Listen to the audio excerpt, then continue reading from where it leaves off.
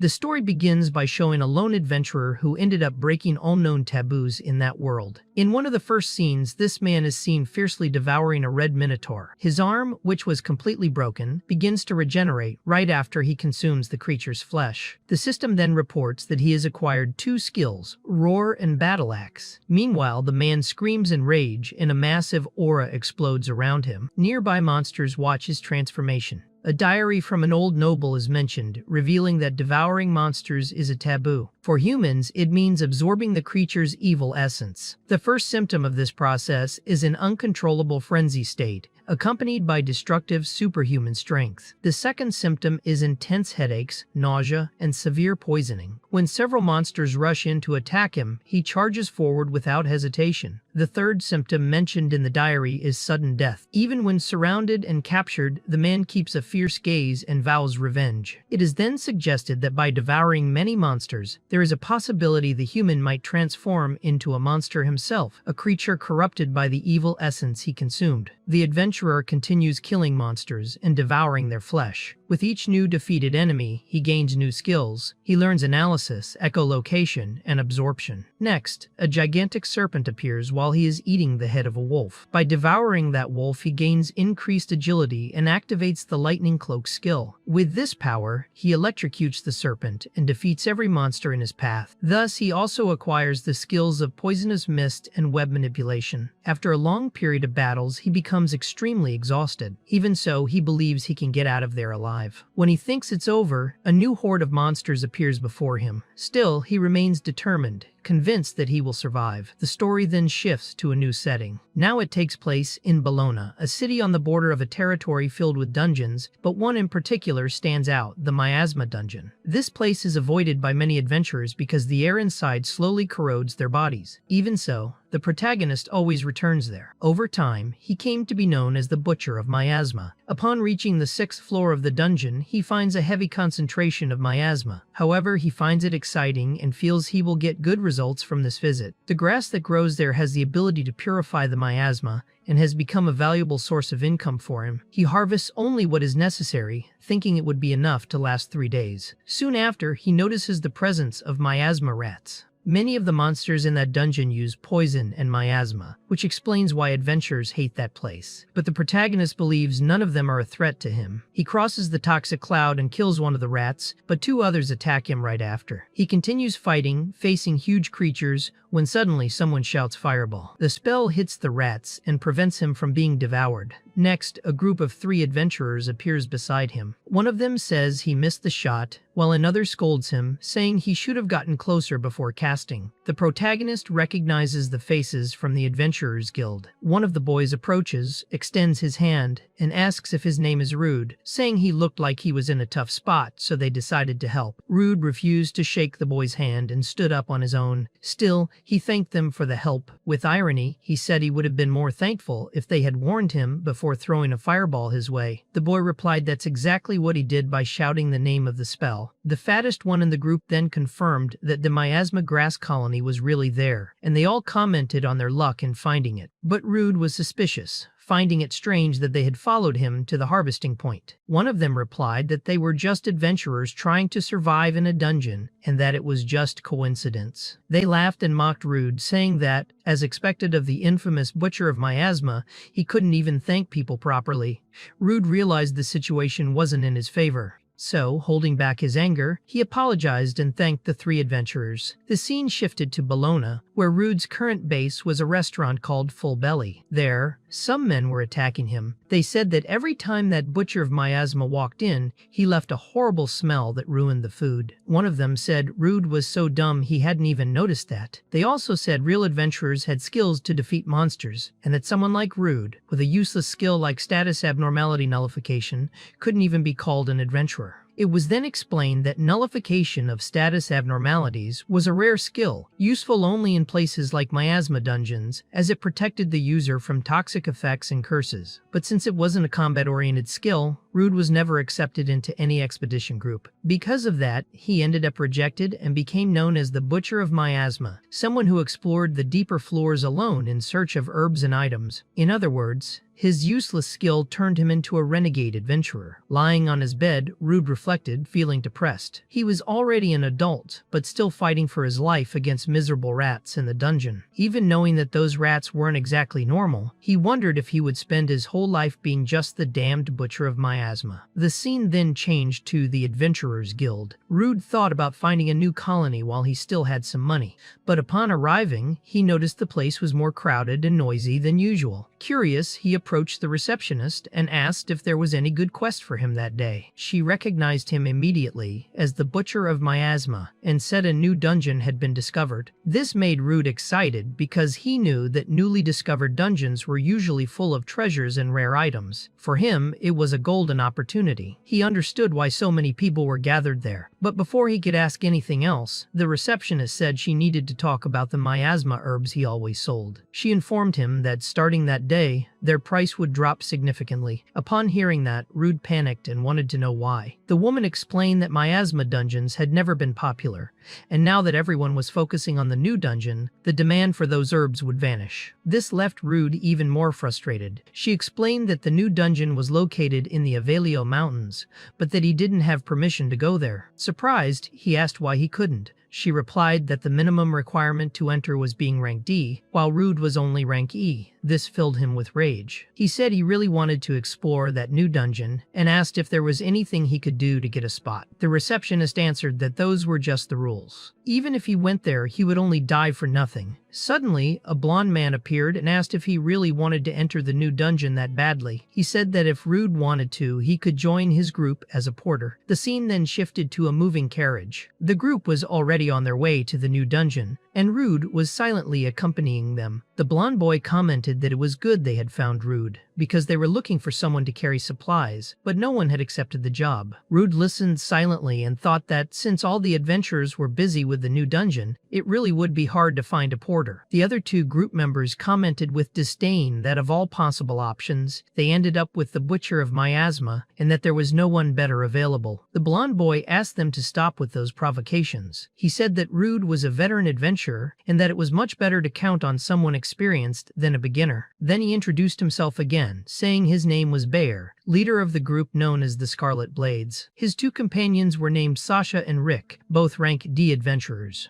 Rude then formally introduced himself, saying he was a rank E adventurer from the region and that he was satisfied to work with them. Before starting the mission, Bear asked Rude to show his status. He wanted to get a better idea of his abilities, so he asked if he could see his guild card. Rude agreed and showed the card. The system displayed his information, level 7, human race, normal condition, rank E, and all his skills. Bear was surprised to see that Rude also had fire magic. Rude explained that the power was too weak to be useful in battle, but it was still good for lighting dark places or cooking. Bear, smiling, said that was already quite useful and said they would count on him for the mission. The group finally arrived at the entrance of the new dungeon. Everyone was excited in front of the massive gate. Bear explained that this was the newly discovered Yahello dungeon. Sasha, excited, commented that they seemed to be the first ones there. Rick, eager, wanted to start exploring right away. But as soon as they opened the door, everyone was surprised. The dungeon was already crowded. There were adventurers everywhere, some collecting miasma, others fighting monsters, and even groups looting treasures. Sasha, annoyed, complained about seeing so many people there. Bear concluded that the first floor had already been completely explored. Rick suggested they should go down quickly, as there would probably be fewer adventurers on the lower floors. Sasha agreed, but Rude warned them that since it was a newly discovered dungeon, the ideal approach would be to map the first layer carefully before advancing. Sasha mocked the idea, asking if he really thought he had the right to give opinions. Rick added that it was exactly because of that kind of thinking that he was still just rank E. Bear then stepped in and told the two to stop with the provocations. He said Rude didn't mean any harm. However, he admitted he agreed with his companions, stating that if they continued at that pace, they wouldn't get good results. That's why they really needed to explore the deeper floors. The group descended to the fourth layer. As soon as they arrived, a wolf attacked them.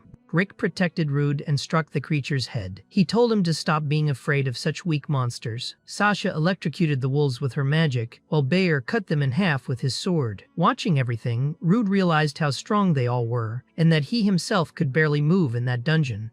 After a while, they managed to defeat all the wolves. Sasha said they had made the right decision by advancing and that it was great being in an area without other groups. Bayer added that the monsters weren't that strong and that they had found some good treasures. Rick ordered Rude to collect the materials from the monsters he had defeated, but Rude replied that the bodies were too damaged and that the magic stones were probably destroyed along with them. Rick, irritated, said he didn't even know if they were really destroyed and accused Rude of being lazy. Though angry, Rude didn't answer. He just went to the corpses and began working. He stopped in front of a completely torn apart wolf covered in guts and foul-smelling blood and wondered why that guy had to overdo it so much. Thinking about how to deal with the body, he activated his fire magic and considered whether it would be easier to burn part of the corpse. Rick, seeing this, joked by asking if he was really about to cook the monster. He added that after so much time inside, he was also starting to feel hungry, and that those corpses were even starting to look appetizing. Sasha, shocked, called him disgusting and told him to stop. She reminded them that eating monster meat was a taboo among adventurers, because by consuming the flesh, they ended up absorbing the creature's mana, and no one knew exactly what that could cause in the human body. Rick laughed and said he was just joking about eating monster meat. When they got out of there, he planned to use the money they earned to eat a proper meal. However, suddenly, everyone felt a terrifying presence approaching. When they turned around, they saw a giant red-skinned minotaur holding a massive axe. Rude, in shock, wondered why a monster like that, typical of the depths of the Hankby dungeon, was there on such a shallow layer. Sasha, scared, said there was no way they could defeat that creature. The whole group panicked, unsure of what to do. Bayer then turned to Rude and said he would use his items, asking him to hand over his backpack. Then he told Rude to pay close attention to the Minotaur's movements. Confused, Rude asked if he had a plan. Bayer, with a wicked smile, replied that he did. In the next moment, he drew his sword and slashed Rude's back, knocking him to the ground with a treacherous strike. Bayer shouted for Rick to activate his skill, and Rick used Warrior's Encouragement, a technique that makes the target attract all nearby monsters. He enchanted his axe with that ability and threw it beside Rude. Right after, Sasha activated her acceleration skill, which doubled the speed of targets. Rude, lying down and in intense pain, realized what was happening and furiously asked if they had planned to abandon him from the beginning. With a cold expression completely different from the one he had shown before, Bayer replied that there was no other reason for bringing the Butcher of Miasma with them. The group began to flee, shouting for Rude to buy them as much time as possible. Consumed by rage, Rude screamed, betrayed, and humiliated. But there was no time to think. The Minotaur was already preparing an attack. The blow missed by inches, hitting the ground. Rude let out a nervous laugh when he realized he had dodged by instinct, but he knew this was the end of the line for him. The Minotaur then charged and slammed into Rude with a brutal shoulder hit, launching him against the wall. Upon impact, the wall broke and revealed a massive hole behind it. Both Rude and the Minotaur fell together into the abyss. After falling from a ridiculous height, Rude opened his eyes, dazed, and wondered if he was still alive.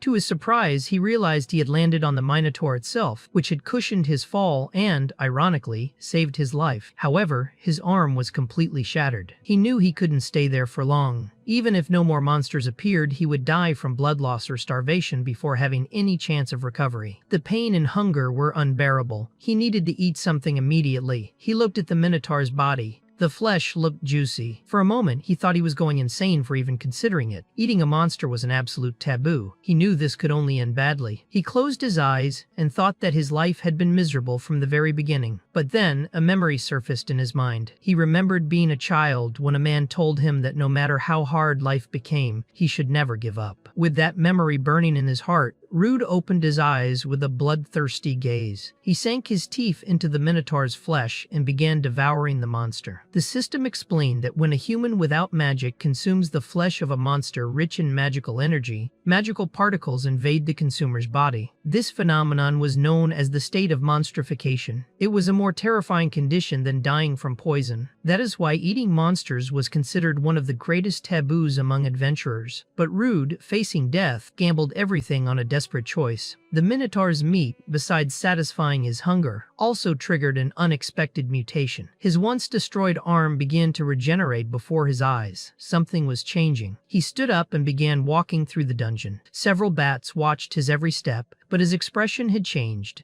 Now, it looked more like that of a monster than a human. When the bats attacked him, he activated a new skill. It was Roar, a technique that released a sound wave so powerful it intimidated enemies and made them retreat. Rude knocked out some of the bats with his presence alone, making the others flee as if affected by a power similar to Conqueror's Haki. He then activated a new skill called Physical Reinforcement, which temporarily boosted his strength. With the axe he had found, he defeated the bats and began devouring their bodies. By doing this, he acquired a new skill called Echolocation, which allowed him to detect creatures nearby and was especially effective in the dark. As soon as he activated this ability, he realized that many monsters were approaching. Hordes were coming his way, and Rude, determined, prepared to face them all. He began eliminating every monster that crossed his path. He felt that the axe fit perfectly in his hand, and with echolocation, he no longer needed magic to detect enemies. As he advanced, he killed the monsters and devoured their flesh, feeling a surge of power flow through his body each time. After defeating several enemies, Rude finally emerged from the dungeon. He threw the axe to the ground, looked up at the sky, and shouted in relief for having survived. The scene then shifted to the Adventurers Guild. The atmosphere was tense. A man, the guildmaster of Bologna named Lancarsi, explained that after hearing the group's report, he had gathered all the adventurers who had been in the dungeon except Rude. Bayer, faking sadness, said that when they encountered the Minotaur on the 4th floor, Rude was killed before they could help him. He said that if they had noticed the monster's presence earlier, they might have saved their companion. Sasha pretended to cry, while Rick also played along with the act. Lankars then declared that he understood the situation and that from that moment on, entry into that dungeon would be forbidden. At that moment, the guild receptionist, who was feeling down, was surprised to see Rude walk through the door. Everyone was shocked. It was him, the butcher of Miasma, and no one could understand how he had survived. Bayer rushed to hug him, pretending to be overjoyed, but whispered into Rude's ear that if he said anything, he would be killed. The rest of the group began greeting him, asking if he was okay, if he was injured,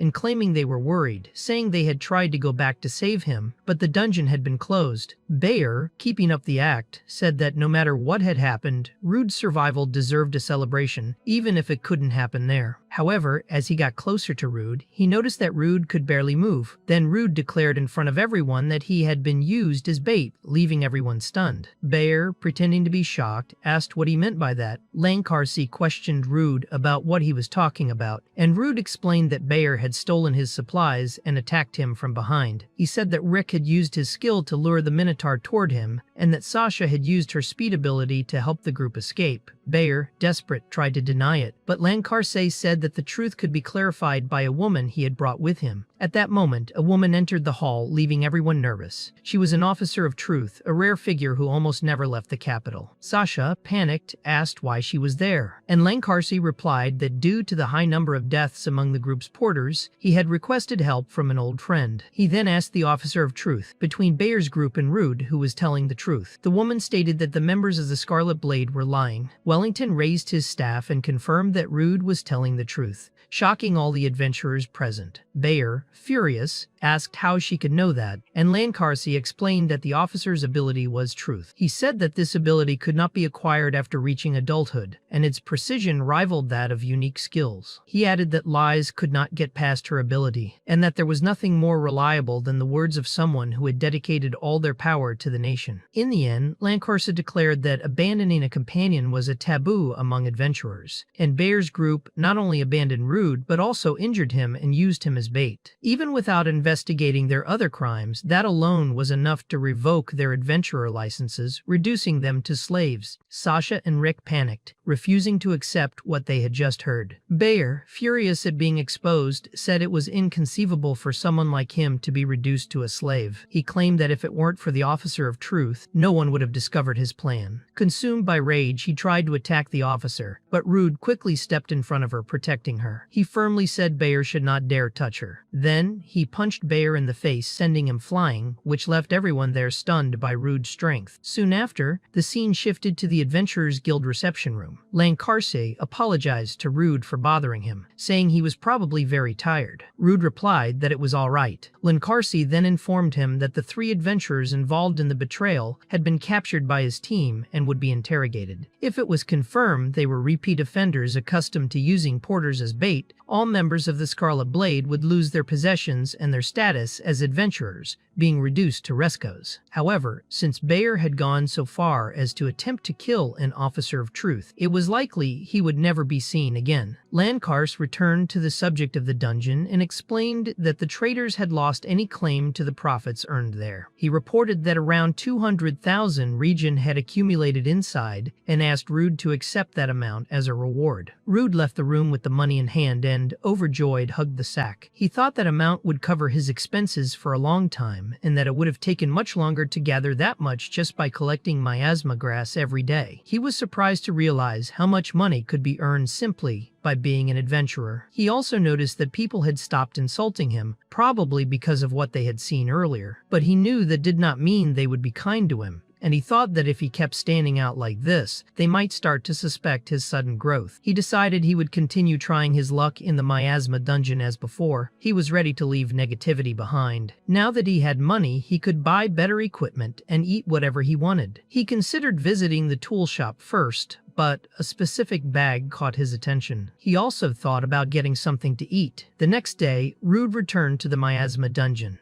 This time, he managed to defeat the rats easily. He found it amazing to think that if it had been the day before, he would have been running from those 5 rats. He activated his analysis skill and viewed all the status information of one of the miasma rats. He mentally noted that this was the skill he had obtained from devouring a strange monster and that it could even be used on corpses. He discovered the rats were level 9 and began to wonder how much his own stats had increased. Since he had defeated them easily, he assumed he was around level 20. However, when he opened his status screen, he was surprised to see he was already level 42. All his attributes had increased drastically, which amazed him since the day before he had still been in rank S. It was something extremely rare. He decided to check the abilities he had acquired. When he opened his inventory, he found a true arsenal. There were so many that he couldn't even count them. He then remembered the place where he had previously fallen in the dungeon. The wall that had broken was now sealed, and so the new dungeon would remain inaccessible for a while. That day, Rude had only planned a light exploration in the miasma dungeon, but upon seeing so many new abilities, he became excited to test them. He wanted to see how effective they would be on the deeper floors. He was also curious to use the new bag he had bought. He thought he wanted to find an ideal monster for his first real trial. The scene showed Rude advancing through the floors, killing several monsters. He passed through the 6th, 9th, and even the 13th floor. However, he still found the monsters too weak. He felt he needed to go deeper to find prey that was truly worthy. Eventually, he reached the 24th floor. There, he encountered a creature wielding a giant knife. He used his analysis skill and discovered that the enemy was a level 25 lizard soldier with skills in one-handed swordsmanship, shield techniques, and miasma resistance. He thought that they normally fought in groups, but at that moment there was only one. He figured it might be possible to fight it alone. He drew his sword and charged. The lizard noticed his presence and blocked with its arm. Rude assessed that it was not just any enemy, but reassured himself that he would not miss his next strike. Suddenly, the lizard began to run, which confused Rude as he didn't understand why it was fleeing. He chased the creature until it reached a dead end. Rude approached with his sword in hand, confident that the enemy had no way to escape. But at that moment, the lizard's expression changed.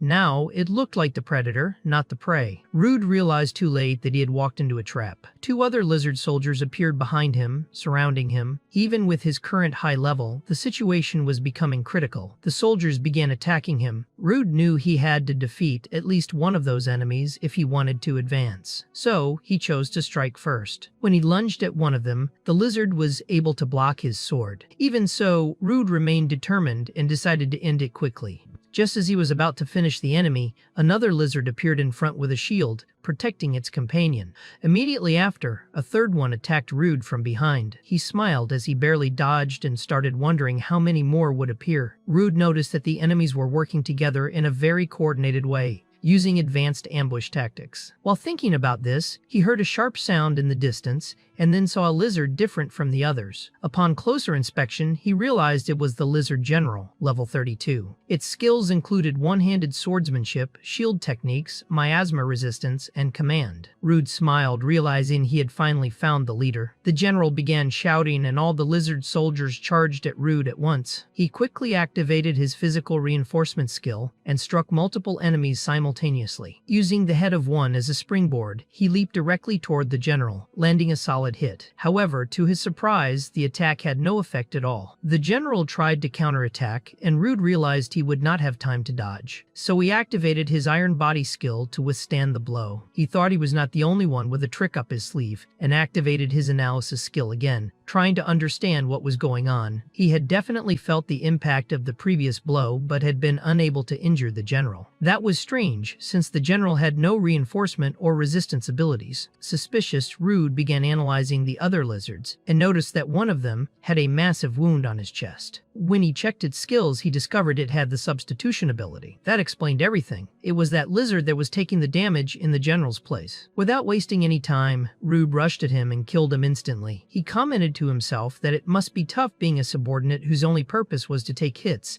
but told the fallen body not to take it personally. The general roared furiously, and all the other lizards charged at Rude once more. However, he activated his web manipulation skill and trapped them all at once. He said that the fact they were all gathered together just made things easier. After that, he walked over to the general and declared that this time he was the winner. Without hesitation, he cut off the lizard general's head and ended the battle.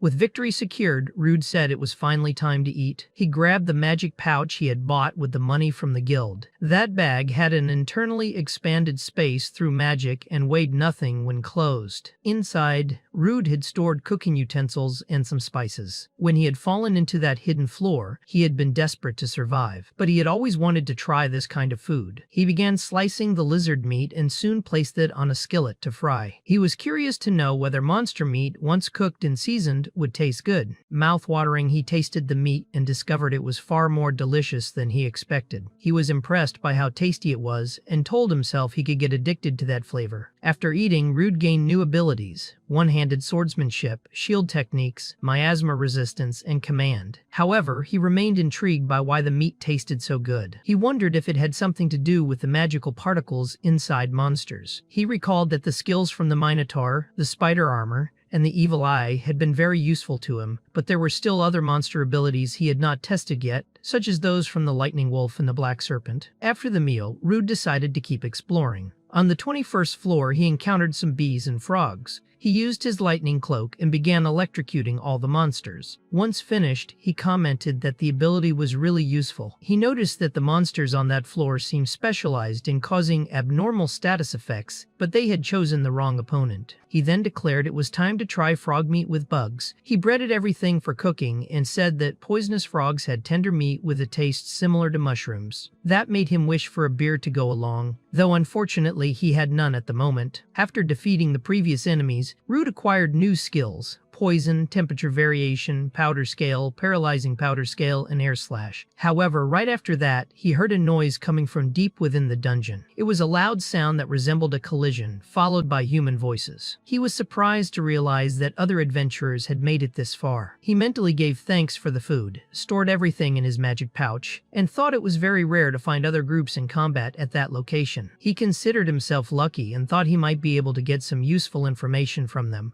Meanwhile, the scene showed a group fighting against a hooded figure. One of the men complained about the strength of the woman's strikes and said he hadn't expected her to still have so much mana left. Another commented that the effort to capture her would be worth it. Then they removed the woman's hood, revealing she was an elf. One of the men wondered how much she would be worth on the black market. At that moment, Rude appeared, saying he had hoped to find friendly adventurers. He said he didn't know exactly what was going on, but he couldn't just stand by while a woman was being beaten like that. The man with a scar over his eye asked who he was, and Rude Rude, smiling, replied that he was just an adventurer, though of a lower rank. The elf, worried, warned him to run away as fast as possible because those men were adventurer hunters. Rude activated his analysis skill and realized he had heard of them before as high-level adventurers. However, when he tried to analyze the man with the scar, he couldn't see his status. The only visible detail was level 65. The others were level 52, 56, and 58.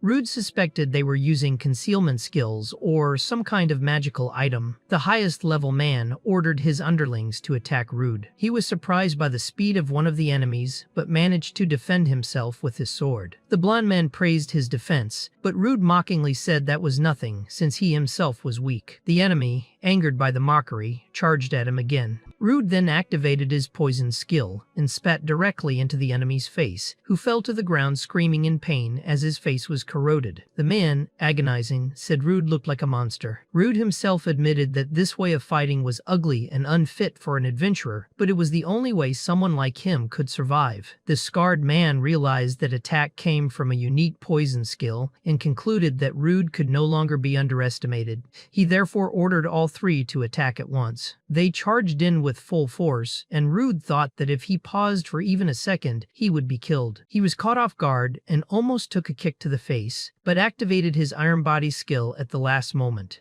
Even so, he was thrown into a river of miasma. The man with the scar found it strange that Rude had withstood the attack and thought that kick should have broken his neck. Another man approached, saying he would kill Rude once and for all, but before he could, Rude began swimming deeper into the water. One of the enemies tried to follow but was stopped by the scarred man, who warned him that it was a poisonous swamp and there was no guarantee he would make it out alive. He said that not even Rude could endure the poison for long and that he would probably resurface soon. Time passed and Rude was still underwater. He wondered how long the enemies planned to wait for him. He decided it was time to fight like a true adventurer. He thought that, luckily, he had fallen into that poisonous swamp, where in addition to the constant miasma, the surrounding vapor quickly drained his opponent's stamina. The men outside began to grow uneasy. One of them said that more than 10 minutes had passed and his head was starting to ache. Still hidden, Rude thought that this was the right moment. He wanted to face them for longer, but he knew that if he waited any more, the elf would suffer even more, as she was already wounded and weak. So he emerged from the swamp water and said that the effects of the poison in miasma must have been cruel to them. The men said that he had finally given up and that he had been causing too much trouble. Rude, however, explained that, unfortunately for them, he was immune to abnormal conditions.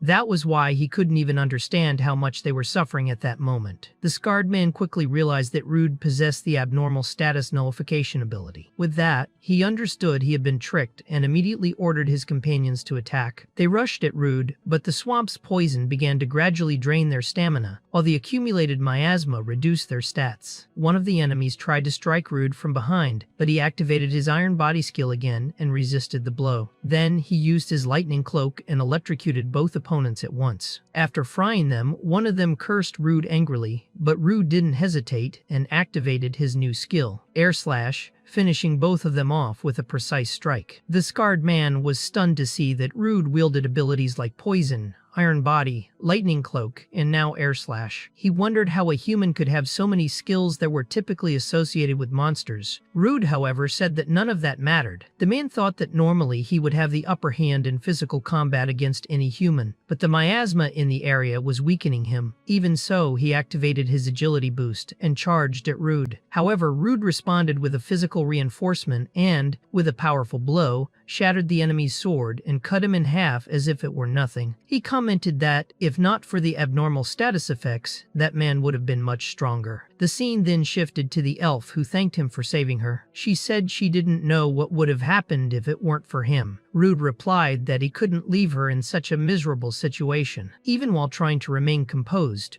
Rude noticed that her body was still heavily affected by the miasma. He did his best to provide first aid, but he thought it was really rare to find an elf in such a remote region. He wondered what could have led her to be hunted by adventurer hunters. Suddenly, they both heard a sound from ahead. A huge monster appeared. Rude quickly realized it was the moth leader, a level 37 enemy with multiple poison-related abilities. He concluded that despite its size, the moth was no match for him and wouldn't be able to intimidate him. The moth then launched a wind-slash ability that almost hit the elf. Rude asked if she was alright, and upon hearing that she was, said he had been startled and would now return the favor. He looked at the moth and commented that flying wouldn't keep it safe. He then activated his air-slash skill and launched several attacks that sliced through the moth's body. However, he counterattacked by releasing paralyzing scales in his direction. Rude smiled because he knew he was immune to paralysis. But at that moment, he remembered the elf was also there. Before he could act, she herself used her staff to unleash a powerful wind spell, surprising Rude. He thought that was exactly what you'd expect from an elf. And then he finished the moth off with a direct strike to the head. After the battle, the elf asked if Rude was immune to poison and paralysis, and commented that his abilities really did resemble those of monsters. Rude was unsure how to explain, but before he could say anything, the elf fell to her knees. He asked if she had been hit by the scales, but she said that wasn't the reason. She said there was another explanation and promised to tell him everything once they were out of there. The scene changed again. Rude and the elf had managed to leave the dungeon and were sitting near a tree. She breathed a sigh of relief and said she felt much better outside the labyrinth. Before explaining what had happened, she decided to introduce herself. She said her name was Alicia and that she was a former adventurer. Rude was surprised and asked if she was Alicia of the Emerald Storms. Laughing, she said yes and asked if he had heard of her. Rude confirmed, saying of course he had. She was part of the most renowned S-rank party in the Kingdom of Ludius, the Azuri Trails, and everyone knew the members of that legendary group. But as far as he remembered, the Azuri Trails had been wiped out.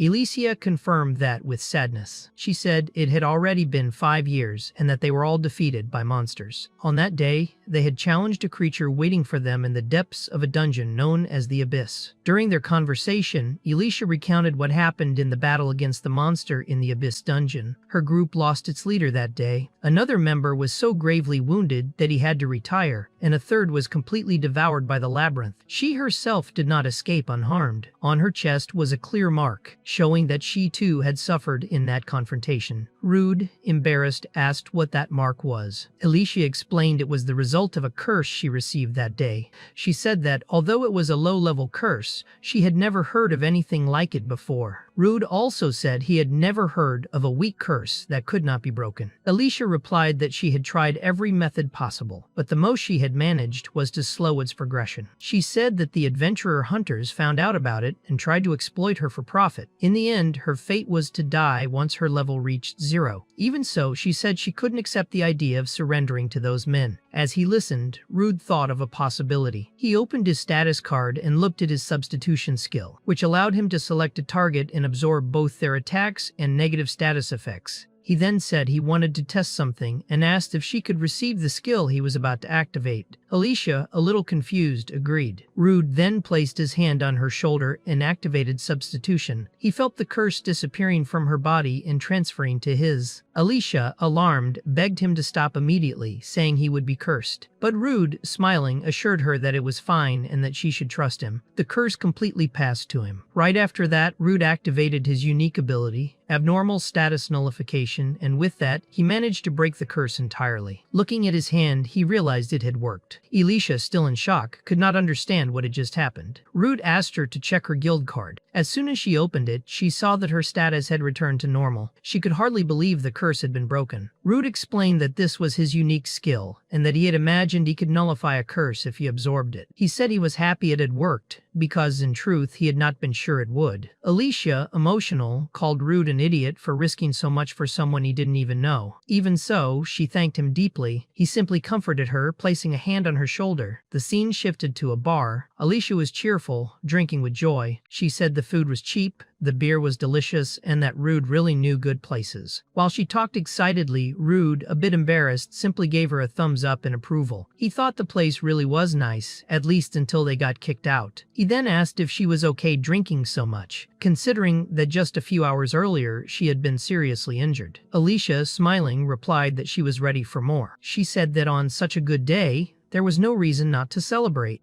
The two made a toast, and then Rude asked what she planned to do from then on. Alicia said that, before anything else, she wanted to get to know him better. With a gentle expression, she asked why he had decided to become an adventurer. Rude explained that a long time ago, the village where he lived had been attacked by monsters. These monsters killed his family, his friends, and destroyed everything he had. However, thanks to an S-rank adventurer, he survived. A scene showed that adventurer saving young Rude from a group of monsters. Rude said he would never forget that image. Since then, he had dreamed of becoming an S-rank adventurer too, so he could help others. That was his greatest goal. Alicia smiled and said he had a noble objective. Rude asked if she didn't think that was ridiculous, but Alicia replied that she had also dreamed of reaching S-rank. She said she always wanted to become stronger and stronger until she was cursed. Even so, she was sure that some of her former companions were still alive, trapped deep in the dungeon known as the Abyss. That's why, no matter what happened, she intended to challenge that monster again. But for now, they both knew they needed to become stronger, each to achieve their own goal. After everything they had gone through together, Alicia looked at Rude and asked if he would like to form a party with her. Rude was a little confused by the request, unsure how to respond.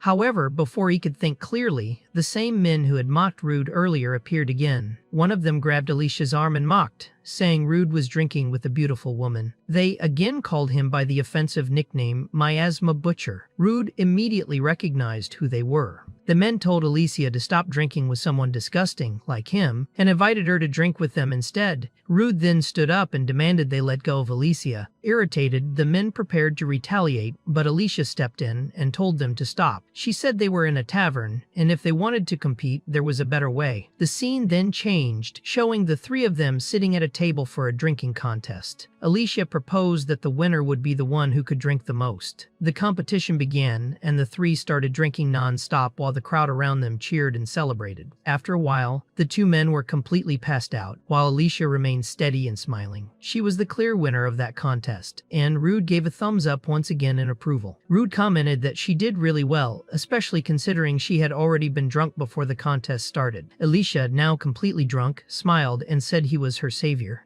She said she hadn't fallen so low as to sit and watch while people mocked the man who had saved her. But before she could finish speaking, she collapsed onto Rude's lap. He sighed and said he had no choice. Then, he activated his substitution ability once more, transferring the drunkenness to himself. Immediately, Alicia woke up. Rude explained that he had taken the drunkenness from her since he couldn't get drunk. Alicia, impressed, commented that first he had lifted her curse, and now even her drunkenness. She said she had never seen such an incredible skill and, more than ever, wanted to form a party with him. But if anyone thought she would stop drinking, they were completely wrong. The first thing Alicia did was go straight to the counter to drink more. She stopped in front of a silver plaque where the name of a special dish was written. She said it was a shame she couldn't try that dish. The bartender explained that monsters had taken over the fishing fields of Barnamos, and that he had already sent a request to a guild. However, all the high-level adventurers were busy. He then asked if Rude and Alicia could accept the mission. The scene shifted to the fishing fields. Rude and Alicia were in a boat sailing through the waters of Barnamos. Alicia, excited, said they were at the fishing field and would defeat the monsters quickly so they could try the special dish. But suddenly, a monster emerged from the water and attacked. Rude, smiling, said they had finally found the creature the restaurant owner had spoken of. However, Alicia asked him to look more closely. From above, they could see several monsters surrounding the boat. Rude activated his analysis ability and identified that all of them were level 23, with skills like high-speed swimming, water bullets, and long-range attack accuracy like snipers. The monsters began firing water bullets at him,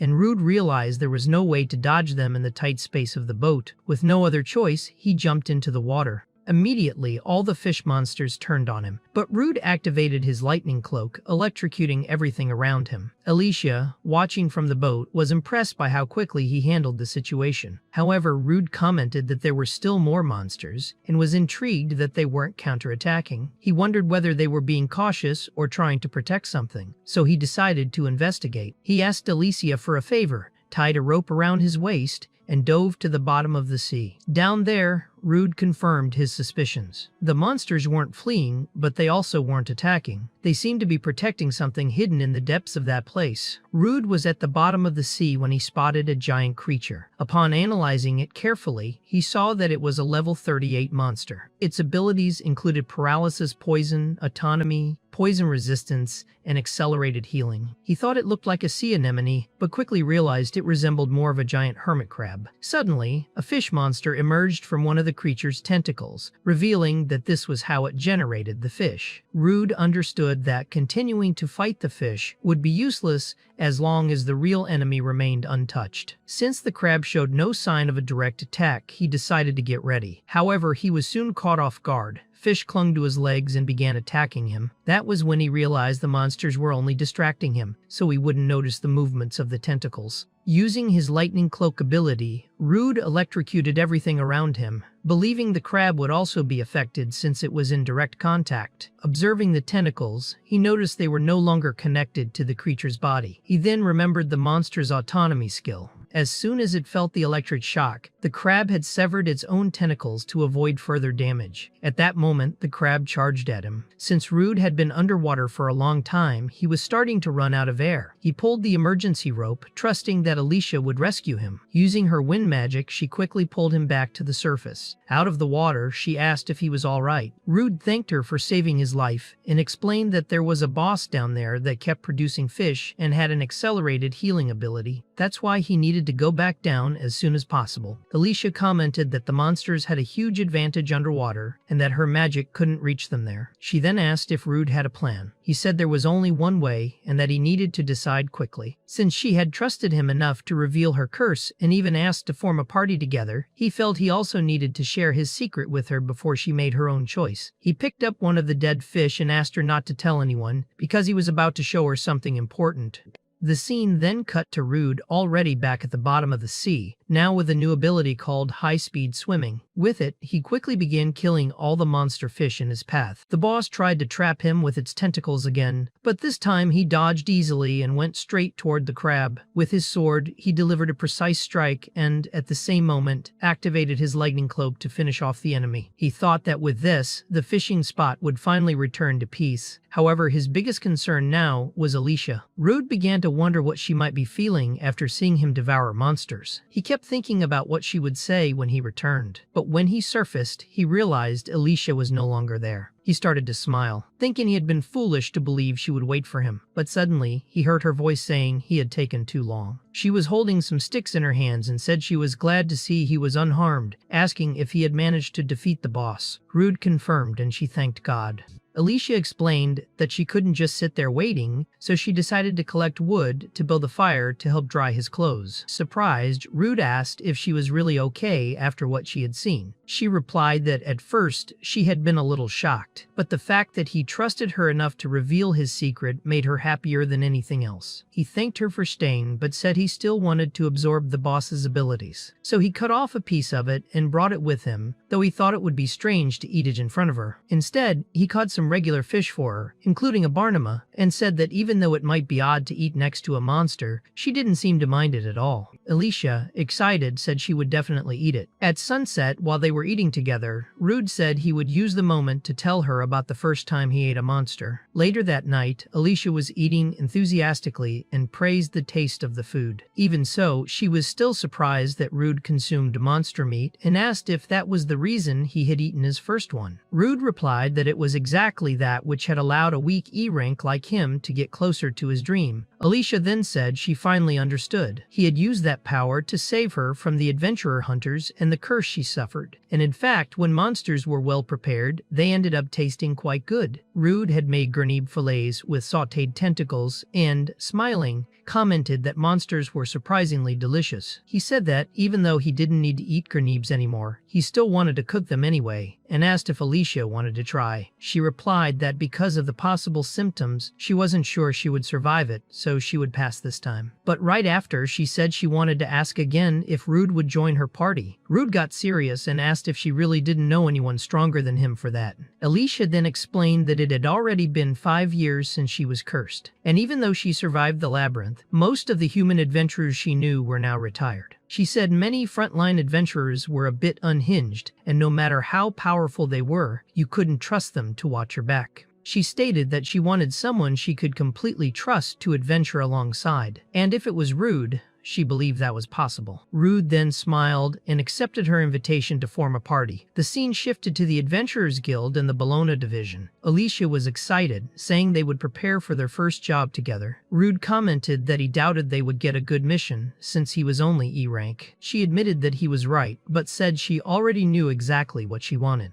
They approached the counter, and Alicia told the receptionist they were forming a party from that day forward. She asked for them to be registered. When the receptionist saw Alicia's adventurer card, she was completely shocked to realize she was in front of an S-rank adventurer known as Alicia of the Emerald Storm. Her unique ability was spirit magic, in addition to thousands of other techniques she had mastered. Surprised, the receptionist asked why someone so powerful would form a party with the Miasma Butcher. Alicia didn't like that nickname for Rude, and the receptionist, embarrassed, got the message. Alicia then said she wanted to increase Rude's rank and asked what the requirements were. The receptionist checked the documents and informed them that he already had enough achievements, lacking only victories in more challenging battles. Alicia requested the most difficult subjugation mission available so they could complete it together. The receptionist agreed and gave them a mission to eliminate a pack of gray wolves. The scene shifted to the outskirts of Bologna, where Rude was already in action. Using his stealth skill, he began taking down the wolves one by one. However, one of the wolves howled loudly, summoning reinforcements. Rude warned Alicia that more were coming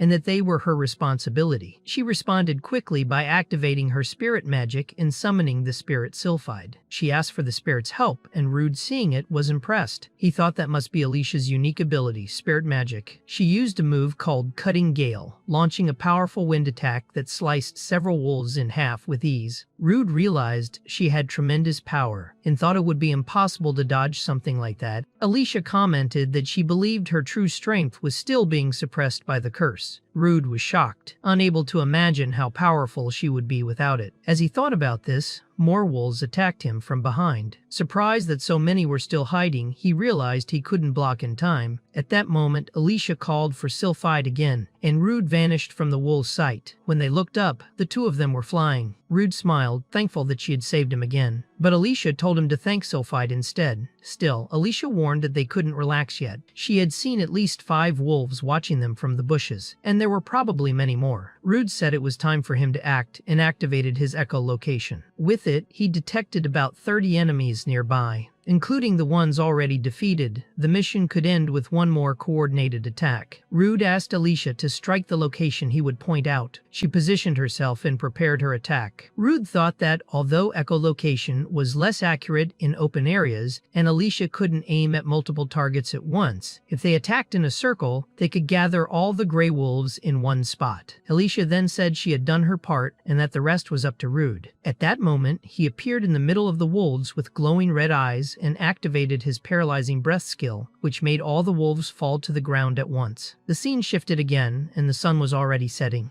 In total, Rude had eliminated 52 wolves that day. He commented that he couldn't believe they had found so many monsters in such a short time. Alicia replied that maybe the wolf population really had increased on a large scale. Taking the opportunity, Rude asked about the spirit magic she used earlier. Alicia explained that she could use spirit magic, which connected her to entities of nature. She formally introduced Sylphide to Rude and said that even though spirits are invisible, they are usually everywhere. She explained that to use their power, you have to offer your own mana as compensation. Even with this cost, it was still possible to cast powerful spells with little energy. She added that, as he saw earlier, you could even float using this kind of magic. Rude was surprised and said he had never heard of wind magic that strong. At that moment, Sylphide started pulling his hair, and Alicia, laughing, explained that she loved causing trouble. The more he complained, the more she enjoyed it. Alicia then said that night was approaching and they should return quickly. This time, they would fly back. While flying, Rude was clearly enjoying himself and praised the experience, saying it was amazing. He asked Alicia what other kinds of magic she could use. She replied that she specialized in water, ice, light, and earth magic, but didn't have much affinity with darkness or fire spirits. She explained that if a spirit didn't have good compatibility with the user, it would require a huge amount of mana, or might not even let its powers be used, which made it clear that Sylphide really liked Rude. He asked if that was true since Sylphide was pulling his ear. Alicia, still laughing, confirmed it, but suddenly Rude saw a village in flames and called out to Alicia. As they approached, They saw fire everywhere and the huge monster in the middle of the destruction. People were running in panic while two adventurers tried to face the creature, completely overwhelmed by fear. They questioned whether gray wolves were really the only monsters in the area and what that terrible thing was doing there. The monster was a Baphomet. The Baphomet raised its hand, invoked a summoning symbol, and launched a massive fire spear at the adventurers. At the last second, Rude appeared and protected them with his water bullet skill. Alicia approached and asked if they were all right. After hearing yes, she said she would personally deal with the monster and asked them to explain the situation quickly. Meanwhile, Rude analyzed the Baphomet's skills. It had fire magic principles, echolocation, mana recovery boost, earth magic principles, and mental reinforcement. Even though it was lower in level than the lizard general, its stats were on a completely different level. Rude realized this was no ordinary monster. The Baphomet then summoned 4 fire spears. Rude noted that his own fire magic was still too weak for direct combat, but if he could devour this monster, he might finally gain access to powerful fire magic for battle. That thought excited him. He tried to attack, but the Baphomet blocked with its iron claw. Rude then decided to try brute force, but the enemy quickly countered, launching more fire spears at close range. Rude barely managed to escape. Alicia asked if he was okay, and he said yes. In his mind, Rude realized the Baphomet had launched 2 spears and kept 2 in reserve, likely for defense. He understood this would be a very tough opponent. Alicia noted that the monster had raised its guard and said they should exchange information while they still could. She mentioned that the villagers had not been fully evacuated yet, but help had already been requested from the people they met earlier. Still, she wanted to avoid collateral damage to the village, so using a large-scale spell to defeat the enemy all at once wasn't an option. Rude thought that Alicia was probably low on mana after the previous battle and the flight to that location. Because of that, they couldn't rely on Sylphide's magic at the moment. He understood that he needed to act quickly. However, Alicia asked him to trust her and leave it to her. Rude realized that no matter what happened, he had to keep moving forward. He charged at the Baphomet again, even as the monster hurled flames at him. Alicia stayed behind, covering Rude with water magic, and he noticed that she was canceling the enemy's attacks with an opposing spell of equal strength. At that moment, the Baphomet summoned several boulders and launched them toward Rude, but Alicia told him to keep advancing. Rude used his sword to slice the rocks in half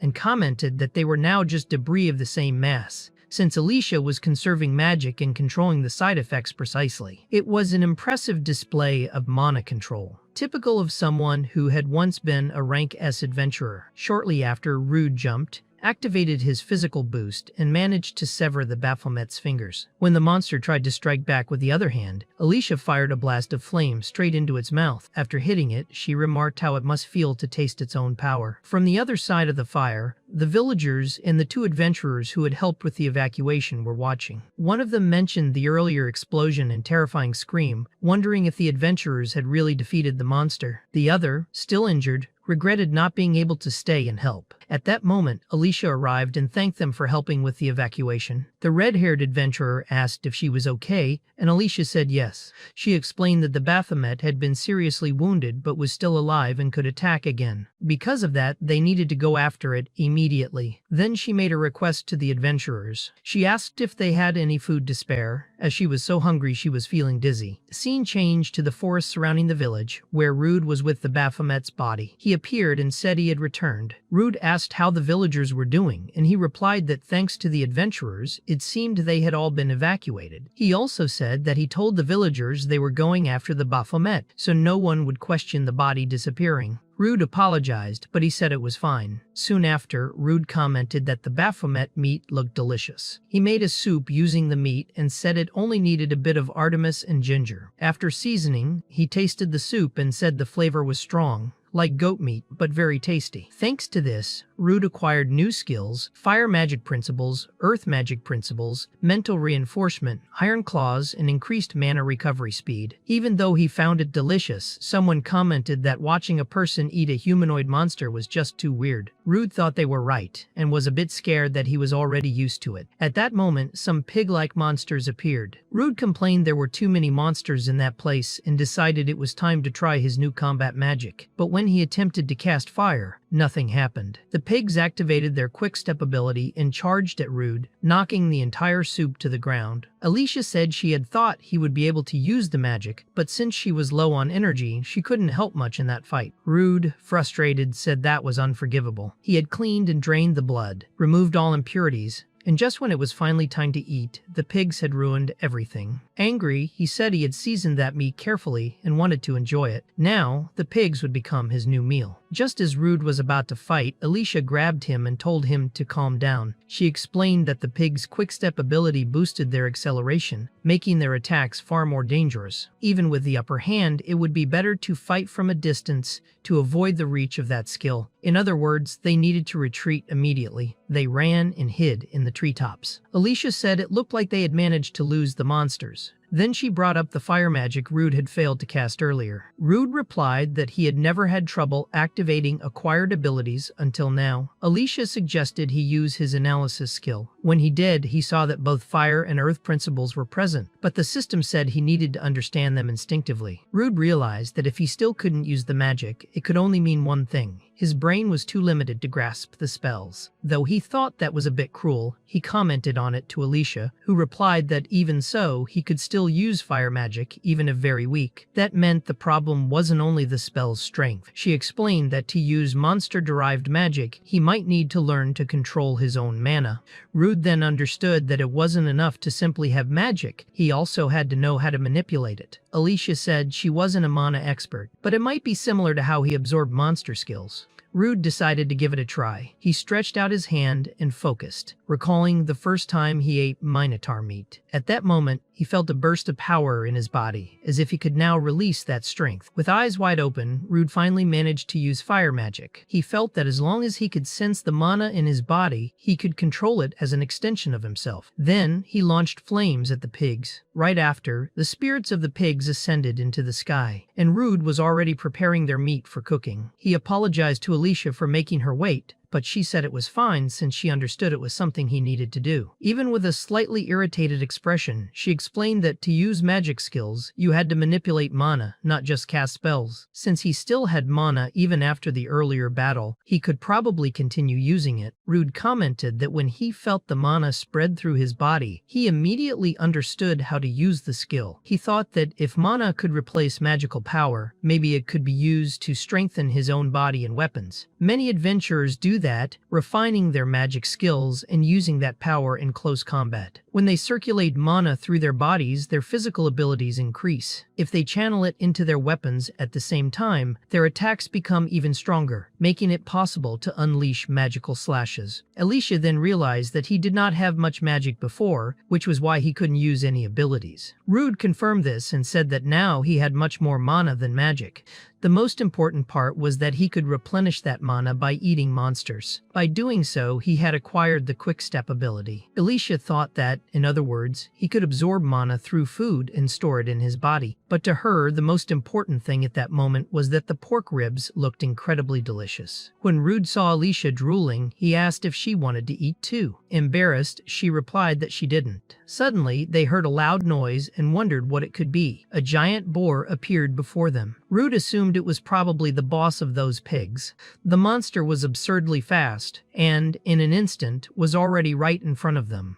Rude managed to save Alicia just in time. She was shocked by its speed and thought that the moment she sensed it coming, the monster was already on top of her. Alicia wondered why there were so many monsters there, since they weren't in a dungeon. Rude, on the other hand, noticed that his food had been knocked away again, which made him furious. Irritated, he said he didn't want to be interrupted anymore, and commented that the monster looked perfect for a good roast. But he quickly realized it had fire resistance, so not even oil would work. Rude checked the monster's status and saw that they were very high. He activated his Earth Magic Principle skill, remembering that he only had Quick Step and fire resistance. Even so, he told the monster that it was about to feel the wrath of a glutton and summoned a stone hand to strike. However, the hand shattered easily, leaving Rude confused. The boar's body seemed to be made of iron. The The boar then hit Rude with a powerful headbutt, throwing him far away. Without wasting time, it charged at Alicia, who quickly summoned Sylphide, her wind spirit. She unleashed its power with wind magic and thought she had hit the target, but realized the monster hadn't even used defensive abilities. Its muscles and fur were naturally thick and tough.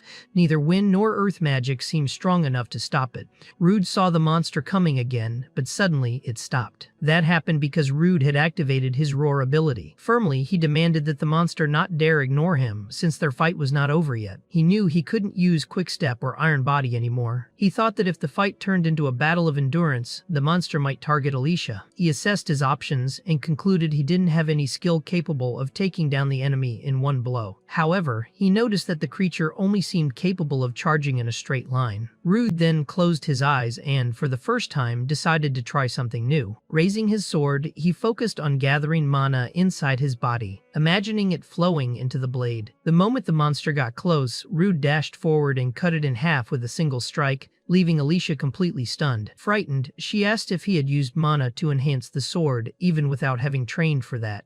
Rude replied that he just tried because he felt he could, since mana was leaking from his body. However, right after that, the sword he used shattered into many pieces, which left him completely desperate. Downcast, Rude said he had used that sword a lot, and now there was nothing more to do. Alicia remarked that the weapon probably couldn't handle the amount of mana poured into it, and that a weapon was almost like an extension of an adventurer's body. That's why she knew how sad he must be over the loss. Rude agreed and resigned, said it was better to call it a day. Before that, he went to collect some of the boar's meat. The scene then shifted to the 7th layer of the Miasma dungeon, where some adventurers were struggling against the Miasma rats. After defeating them, they commented that this was a superior version of the creature, called the Great Miasma Rat, and that it had been an extremely difficult enemy. One of them even said that, even though the rats were strong, they were no match for their teamwork. In the middle of the conversation, one of the adventurers stopped talking. The others asked what had happened, and he replied that he thought he had heard a voice coming from deep within. Then, one of them noticed a strange staircase and wondered why there would be a passage like that there. Curious, they decided to go down and investigate. When they got to the bottom, they found a treasure chest. One of them said it didn't look like a trap, while another wondered what could be inside. When they opened the chest, they found a beautiful sword. Everyone was impressed and felt a magical aura coming from it, thinking they could sell it for a good price. One of the adventurers asked if they were sure the sword wasn't cursed. Another told him to stop being so pessimistic and said they should enjoy their luck, since it had been a while since they had seen the Miasma Butcher, and, without him, they no longer had an easy way to make money. They believed that sword was a blessing from the heavens as a reward for their effort that night. As they celebrated, one of them mentioned that he had heard the Miasma Butcher was now traveling with a very beautiful elf. The others laughed and mocked him, saying he thought too highly of himself, but that next time they met him, they would teach him a lesson and put him in his place. Despite the light atmosphere, the chubby boy in the group was still suspicious of the sword. And just before the scene changed, the sword began to whisper, asking to kill. The next scene took place in the border city of Bologna, where Rude was thinking about his new sword. He decided to visit an old acquaintance, the owner of the weapon shop, to ask for advice. There he found the blacksmith Dowen, who examined the broken pieces of the sword. Dowen remarked that, for a sword he had forged himself to break like that, it wasn't just brute force that caused it. There was something more. He asked what Rude had imbued into the weapon. Alicia, beside him, whispered if he was really going to tell the old man everything. Rude replied yes, because he had known Dowen for a long time and knew he wasn't the kind of man to spread others' secrets. After some time explaining, Rude told everything to the blacksmith. Dowen then understood the reason behind Rude's high power. Eating monsters really did give him special abilities, which explained his sudden increase in strength. Despite everything Rude had told him, Dowen didn't seem surprised at all. Calmly, he said that as long as the taste was good, he didn't care what Rude ate. What mattered now was that he needed a sword capable of withstanding mana-infused strikes. However, taking into account the time needed for research and forging, it would be a while before he could create a new weapon. Rude asked if there was anything he could do to help, and Dowen replied that high-quality magic stones would be very useful. Rude then mentioned that he had some materials saved and, without delay, tossed several stones onto the table. This shocked Dowen, as among the items were magic stones from a general lizard, a Baphomet, and even a minotaur. The old blacksmith commented that it was impressive how much Rude's abilities had evolved,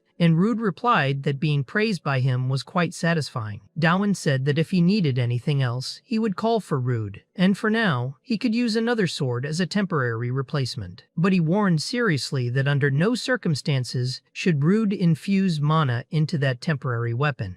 If he broke it, Dawan would demand an absurd amount of compensation. The scene then shifted to a bar where Alicia was already drinking again. She commented that from now on they would use magical attacks as part of their strategy. Rude said that old Dawan was really scary when it came to swords. Alicia, while acknowledging that he was intense, said she was happy to meet Rude's first friend. He, in turn, apologized for being such a lonely guy. Then, the adventurers who had found the mysterious sword approached, saying it looked like they were having fun and asked if they could join them. One of them again called Rude the Miasma Butcher. The atmosphere grew tense and Alicia stood up asking if they had a problem. If so, they could settle it with a good drinking contest, like proper adventurers. Before they could respond, one of the adventurers started trembling and collapsed on the table, leaving his friends alarmed. His name was Rondo. One of his friends asked if he had drunk something strange, but then noticed Rondo was still holding the sword, now emanating a strange red aura. He questioned why Rondo still hadn't sold that weapon and realized it was still whispering to kill. Rondo, in a disturbed tone, told the sword to shut up and, in a sudden outburst,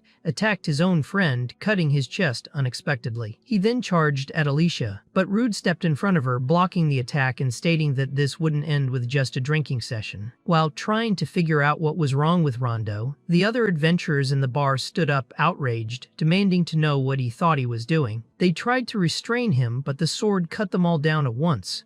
The weapon apologized, saying it would destroy everything in its path. Alicia then unleashed a powerful spell at Rondo, breaking a wall of the bar, which left the owner completely shocked. But to everyone's surprise, Rondo got up as if nothing had happened. Rude asked if Alicia had held back in her attack, and she replied that an average adventurer shouldn't even be standing after that. Rondo, consumed by madness, screamed that he would kill everyone and launched another attack. Rude realized this was far more serious. Alicia then said that anyone with healing magic should tend to the wounded, while she tried to contain the situation. While observing Rondo, Rude noticed he was in a state of madness. He understood that Rondo had entered berserker mode and that his stats were far higher than normal. Alicia warned that she would use her magic at full strength and told Rude to step back. She launched her attack but realized that the spell was nullified by the sword.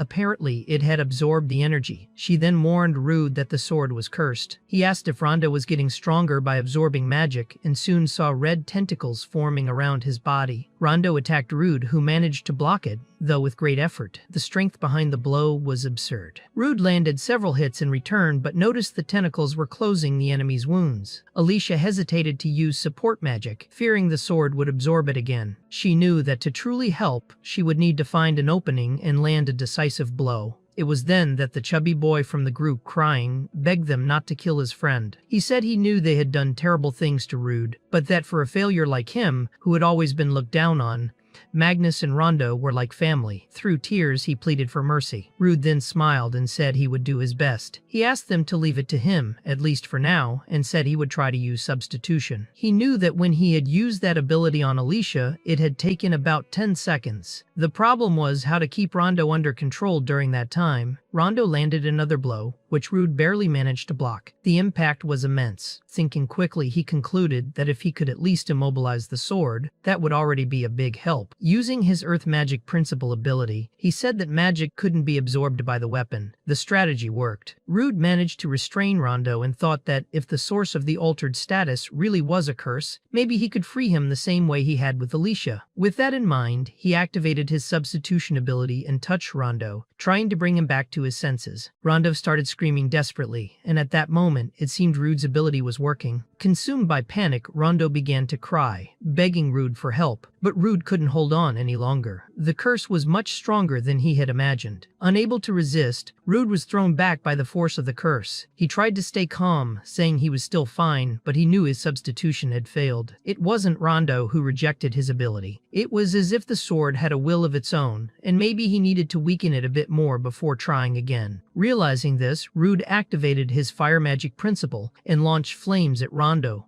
trying to break the curse. But at that exact moment, Rondo managed to partially break free. Rude then realized he had only managed to remove the curse from Rondo's left arm. That meant he needed to stay out of reach of the right arm to avoid getting hit. Still, something was wrong. Rude noticed that Rondo's movements had changed. More importantly, his magic had been absorbed again. Alicia, observing the scene, realized what was happening. She concluded that this could be an incarnation, and if that were true, the body no longer belonged to Rondo. According to the system, the new name of the creature was Gran, the two-headed curse. The curse then quickly charged at Rude, but he managed to dodge. The battle between them resumed with intensity. However, Rude was hit hard in the face. He realized that the curse was extremely fast, but not only that, its movements were precise and efficient, like those of a seasoned warrior. While he tried to understand the situation, the curse was already behind him again. At that moment, Alicia appeared and saved Rude by casting a powerful spell directly at the creature's chest. She said she had no choice but to step into the fight. Rude thanked her for saving his life and admitted he didn't know she could fight so well up close. Alicia explained that a mage who became useless when the enemy got close was just a burden to their allies. Given the situation, Alicia said the enemy was too strong for them to keep holding back. She warned that Rude needed to decide quickly, as the curse had already progressed too far. The only way to stop it was by destroying its heart. Rude hesitated for a moment, but eventually agreed. At that moment, Magnus woke up. Still disoriented, he asked what that girl named Eli had said earlier. Without waiting for an answer, he prepared to return to the fight. Rude thought that even with two people, they wouldn't be able to create an opening. He started to suspect that the creature's two heads were expanding its field of vision. With that theory in mind, he asked Alicia to fall back a bit. Rude then activated his fire magic again. Alicia understood the plan. If he used the magic to kick up dust, maybe the creature wouldn't be able to absorb the energy. With the smoke screen in place, Rodon appeared behind the curse and managed to land a strike to its back. Right after that, Alicia summoned the earth spirit Nomia with her elemental magic. She fired a powerful shot, but to her surprise, the attack only scratched the curse's arm. To everyone's astonishment, the chubby adventurer managed to hold down the curse's arm. Magnus was helping too. They had decided that if they were going to die, they would die together. With all his strength, Magnus drove his sword into Rondo's heart. At that moment, the curse began to dissipate, and Rondo's body collapsed to the ground, lifeless. Everyone was deeply saddened by the scene. Rondo's two adventurer friends started crying and fell to the ground beside their companion's body. Meanwhile, Rude stared at the cursed sword. He picked it up, reflecting that even if he hit it, there was no way of knowing who might be its next victim. The sword then began to whisper, asking Rude to kill. However, he activated his status ailment nullification, told the sword to shut up, and said it would have no power over him. Soon after, Lankars arrived and asked if everyone was all right. Rude replied that the battle was over. Seeing the situation, Lankars quickly understood what had happened. He then asked everyone to return to the guild and explain everything in detail. In another scene, Lankarsa concluded that the cursed sword had indeed increased its user's power. With Magnus's testimony, he believed the other adventurers would also be convinced of how serious the threat was. Lankarsi asked Rude if he felt anything while holding the sword. Rude explained that thanks to his status ailment nullification ability, the curse had no effect on him. He also said that as long as he carried the sword, no one else would become its victim. Lankars understood, but warned that if Rude were ever taken over by the curse, he would have to be stopped. Before he could finish, Rude interrupted and said that when that time came, Lankars could do whatever was necessary. With that, Lankars thanked both Rude and Alicia for containing the incident and also offered his condolences to Magnus and Rude. However, he stated that there would be no time to rest now. Alicia asked if something had happened. Lankars explained that the adventurers with him had originally been summoned to deal with another situation. In recent days, the number of monsters appearing outside of dungeons had been increasing at an abnormal rate, and the source seemed to be a newly discovered dungeon in Avilio. According to the research team's findings, the cause of this phenomenon was a certain monster. Rude asked what kind of monster it was. Lankarze replied that it was the Miasma dragon Basilista, a creature he had only seen mentioned in books, but whose power level was estimated to be around level 70. This information left Rude and Alicia shocked. However, Lankarsa explained that its strength wasn't the biggest issue. The real danger came from the concentration of miasma it emitted. The miasma stimulated other monsters, causing more and more to escape the dungeon. That was why the research team had suffered so many casualties, and the few survivors were currently receiving treatment. He went on to say that if the situation continued, the miasma would completely leak from the dungeon and cause catastrophic damage to nearby areas. That was why he had come to them, Rude said he understood the severity of the situation, but asked to be taken to the research team's survivors before making any decisions. Scene then shifted to the Adventurers Guild medical ward. There, Rude approached one of the survivors and activated his substitution ability, removing the miasma from the person's body. This left Lancarsi stunned. He didn't know Rude could nullify even other people's abnormal statuses. Rude explained that it was only possible if the person touched didn't reject him. For that reason, he said only he and Alicia would go on the mission to hunt the dragon. Another adventurer said that was madness, but Lancarsi, thinking it over, asked what the real odds were. Rude explained that the fewer people he had to protect from the miasma, the more freely he could move. Besides, he was used to fighting powerful enemies alone. Realizing there were no alternatives, Lancarsi accepted the proposal and entrusted the subjugation of the miasma dragon Basilista to Rude and Alicia. The scene shifted again. Rude and Alicia were heading out, and he said they needed to get a good night's sleep to be fully prepared for the next day. Alicia asked if he really thought the two of them could handle the mission alone. Rude replied that this way he could use his abilities without restriction, and with no one else around, it would be better for both of them. He apologized for dragging Alicia into the battle, but she replied that if he had left her out, she would have beaten him up right there. She declared that they were a team, and that the two of them alone were enough to save everyone. The story then advanced to the early floors of the Yahello dungeon. Rude was fighting some goblins, who were visibly affected by the miasma. After defeating them, he commented that the explorers' reports were accurate.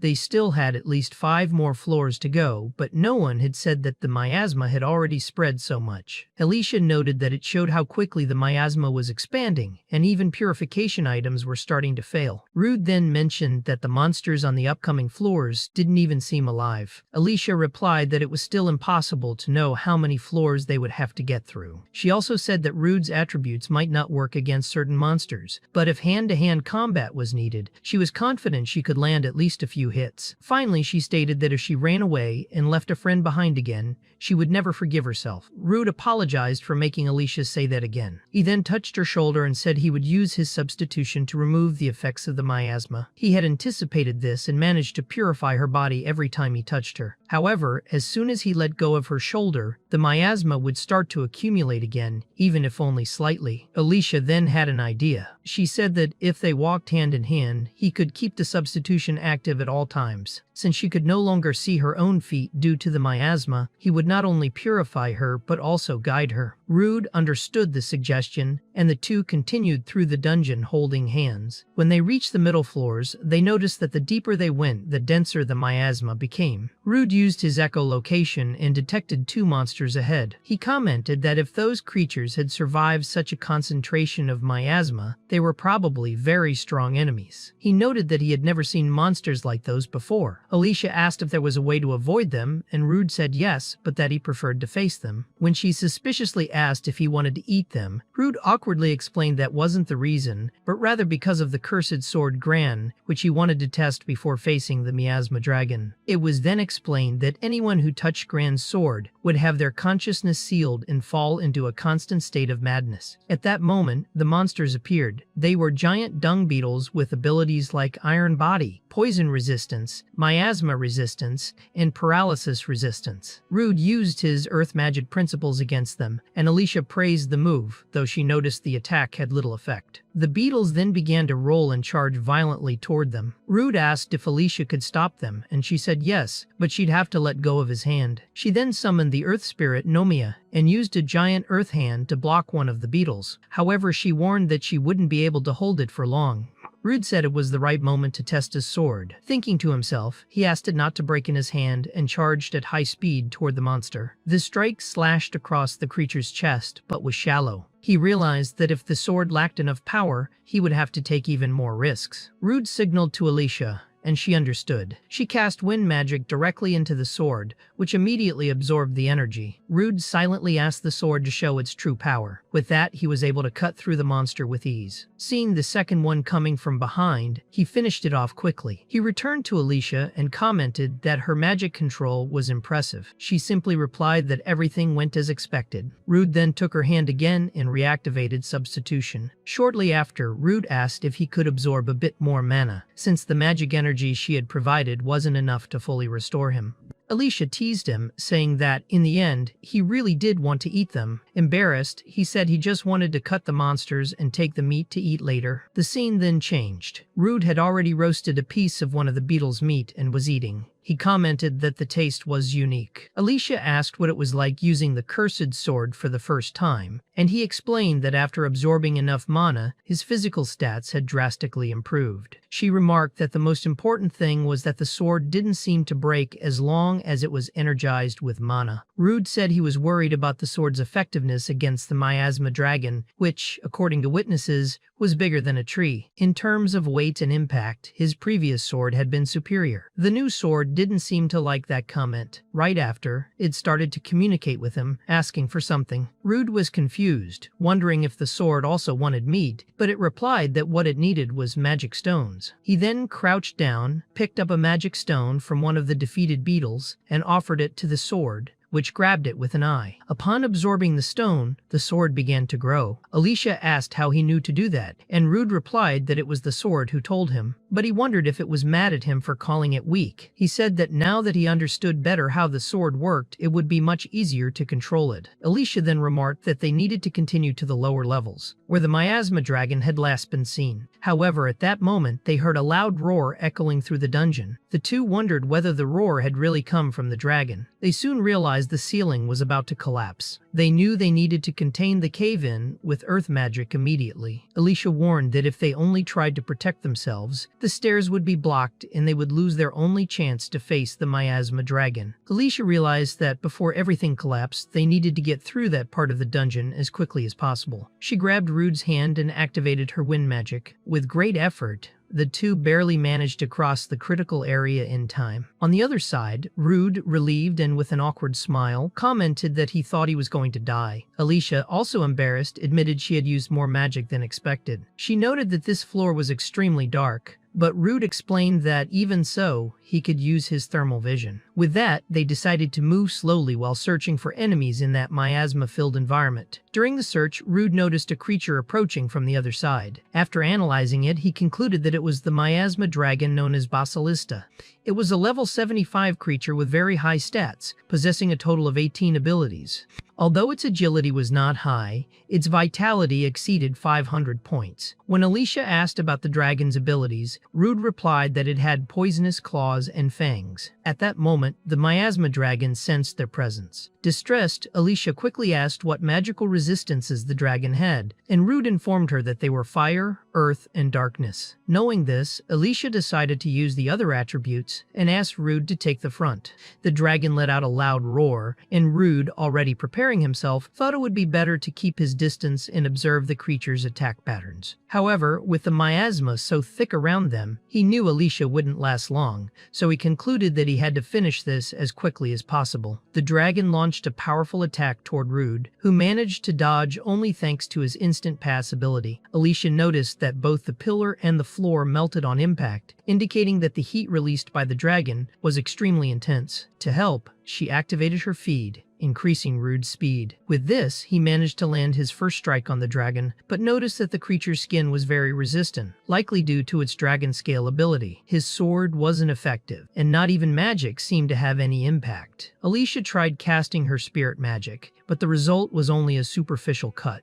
The dragon retaliated with a tail attack, destroying a pillar and launching stone spikes at them. Alicia activated her shield, and Rude used Iron Body to defend himself. He realized that the dragon not only had great defense, but also long-range attacks. Faced with that, he wondered how they could possibly defeat such a powerful enemy. At that moment, Alicia asked Rude to buy her some time because she intended to use a special move before her magic ran out completely. He understood the plan, and Alicia began concentrating. The dragon, in turn, was already preparing to attack her again. To protect her, Rude activated his earth magic, jumped, and struck the dragon's head with his sword. Alicia, aware that she was vulnerable, fully entrusted her defense to Rude while gathering all her magic for a single attack. She summoned the fire spirit San, the water spirit, the earth spirit Namia, and the lightning spirit Wakan. She focused them all into a single shot. The dragon reacted by using its dark magic and launched it directly at Alicia, but Rude intercepted the attack with his sword, which absorbed all the dark energy. With that, Alicia declared that she was ready and asked Rude to step aside. She then unleashed the powerful attack called Spirit Quintet. The dragon responded with an equally devastating blow, and the two powers collided, causing a massive explosion. Even with the full force of that blast, Alicia admitted that in the past, she would have brought the dragon down with a single shot. This time, however, it was only slightly injured. Rude touched her shoulder and used his substitution ability, praising the attack and saying it was his turn now. The dragon was also weakened. Alicia apologized for making him use substitution again and said she had used up all her remaining magic in that last attack. Rude replied that she should rest and save the little magic she had left for her own defense, because from then on, she could leave everything to him. As she stepped back, she asked Rude to be careful. Rude and the dragon stared each other down, and the creature roared in fury. In response, Rude activated his roar ability to try and intimidate it. He charged into the final battle, realizing that the dark magic he had absorbed was now infused into his sword, making his body overflow with power in that moment. Rude managed to strike the dragon's legs and noticed that the scales were starting to come off, which made his attacks much easier. Taking advantage of this, he began attacking the dragon in various ways. However, he noticed that his sword was becoming less effective, as the mana it had absorbed was gradually running out. The dragon then activated its Miasma wave ability and launched it at Rude. Although the miasma itself didn't affect him directly, the shockwave pushed him back. Then the dragon fired spikes in his direction. Rude thought he wouldn't be able to dodge in time and activated his instant pass ability. However, the dragon was even faster and appeared in front of him, landing a direct hit. Even using Iron Body and his sword to defend, the impact was so strong that it threw him against the wall. As he recovered, Rude reflected on the blow and acknowledged that dragons truly were impressive creatures. His situation was becoming critical, as he was now cornered. At that moment, Rude shouted his own name, remembering the time he nearly died fighting the Red Minotaur. But at the same time, he recognized that things were different now. He was no longer the same and had become much stronger. He then activated his earth magic principle and charged at the dragon, which was already preparing its fire breath. Rude thought he could dodge using his web threads, but realized that if he kept just dodging, he would lose the battle of endurance. So he decided to use them as a sling.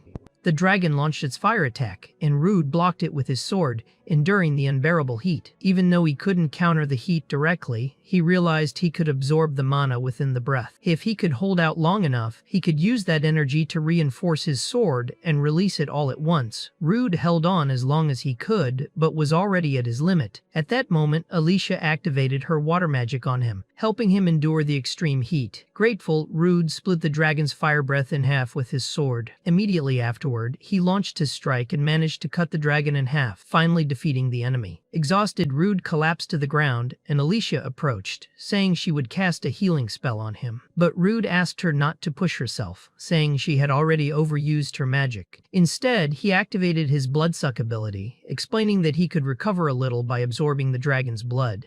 After regenerating a bit, he said it was time for a break. He asked Alicia to give him her hand, activating his substitution ability. Alicia lay down beside him, and Rude commented that they had finally completed the mission. Alicia agreed, but said they were only just beginning. Rude reflected on the rank S adventurer and acknowledged that this person was still far stronger than he was now. He then told Alicia they had a long road ahead, but before moving on, they needed to collect some of the Miasma dragon's meat. After that, they headed deeper into the dungeon. As they continued, they eventually found the dungeon's core. Alicia commented that even among adventurers, it was rare to see something like that, and explained that by using a magic circle there, they could return to the dungeon entrance. She added that, since it was possible to extract materials from the dungeon that didn't exist on the surface, it was common to leave the core intact, even after completing it. However, Rude disagreed, saying that if they left the core as it was, the Miasma dragon might one day resurrect. He then thought about the Yahello dungeon, the place where he had lived through the worst experience of his life. But it was precisely there that everything began, and because of that, he was able to open a path to pursue his dream. Drawing his sword, Rude silently thanked that place and destroyed the dungeon core with a single strike. The scene then shifted to the Adventurers Guild, where Lancarses was asking if there was any news about Rude's group. A woman informed him that there was still no sign of their return. Lancarse silently thought about how people called Rude the Miasma Butcher. In the world of adventurers, he knew that power was everything. even if he tried to intervene, he couldn't stop people from talking. The life of an adventurer without power was always hard and full of struggle,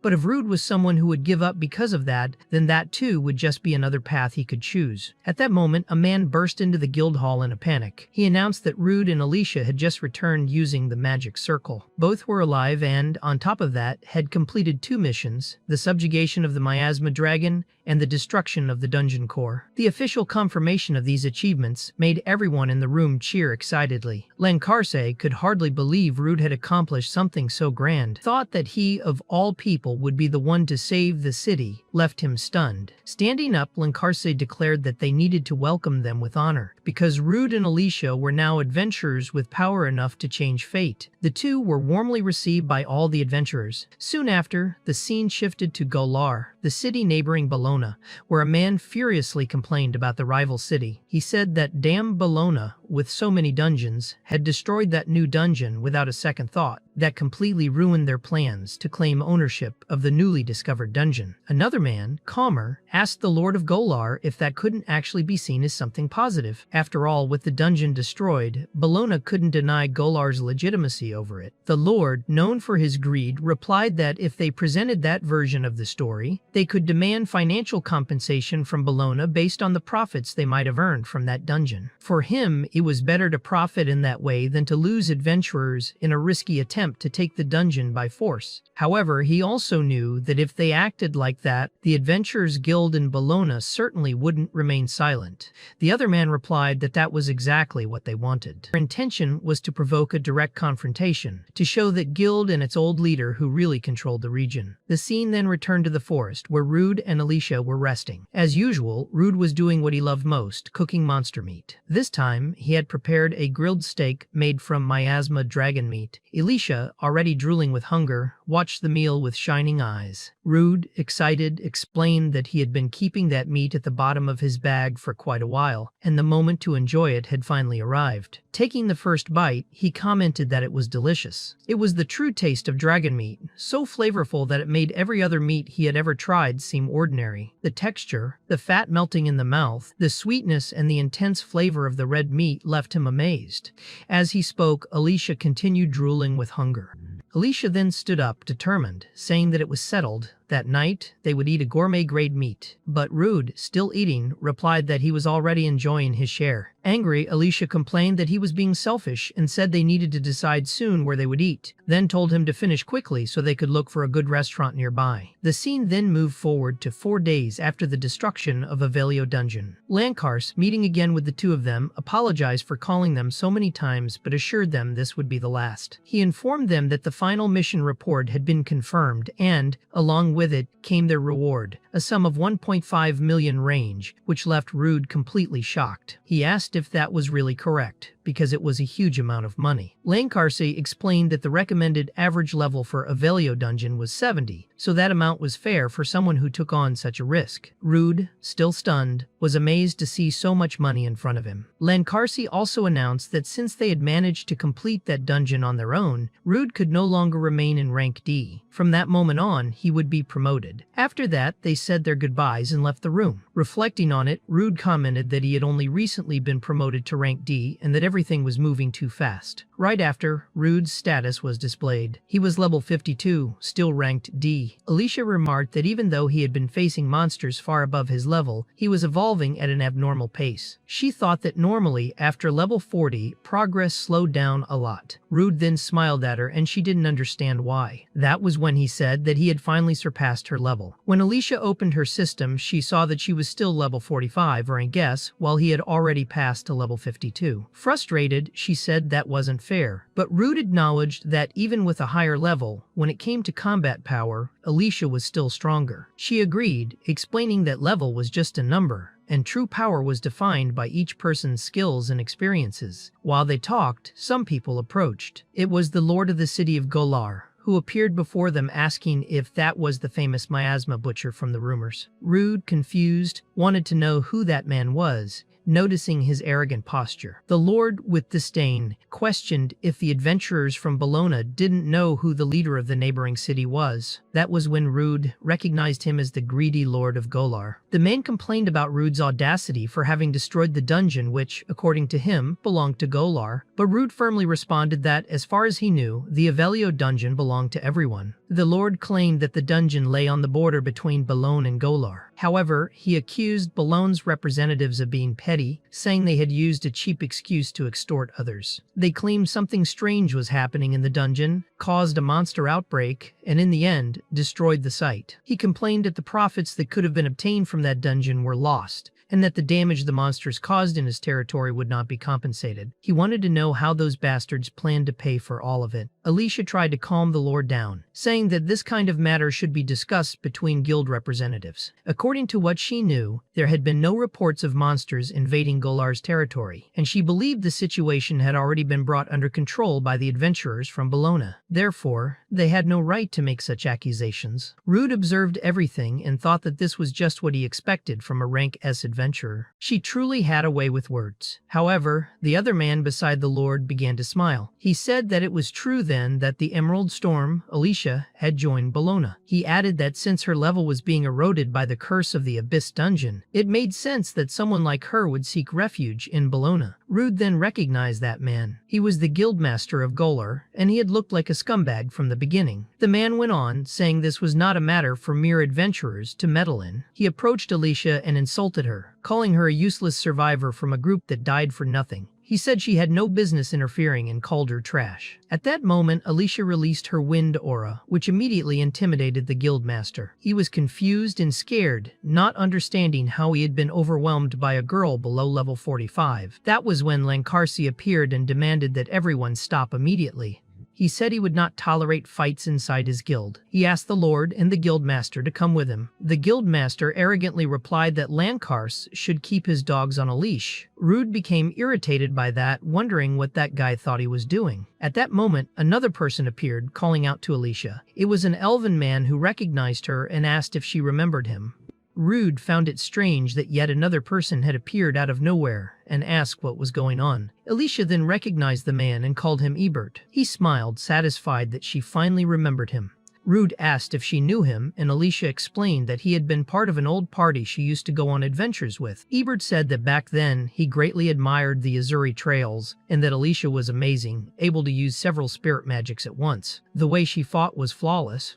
Being an elf himself, he couldn't help but be inspired by her. He mentioned that he knew how much she had suffered in the Abyssal Dungeon, and because of that, he went to Bologna. Holding Alicia's hand, he asked if she would like to join him again.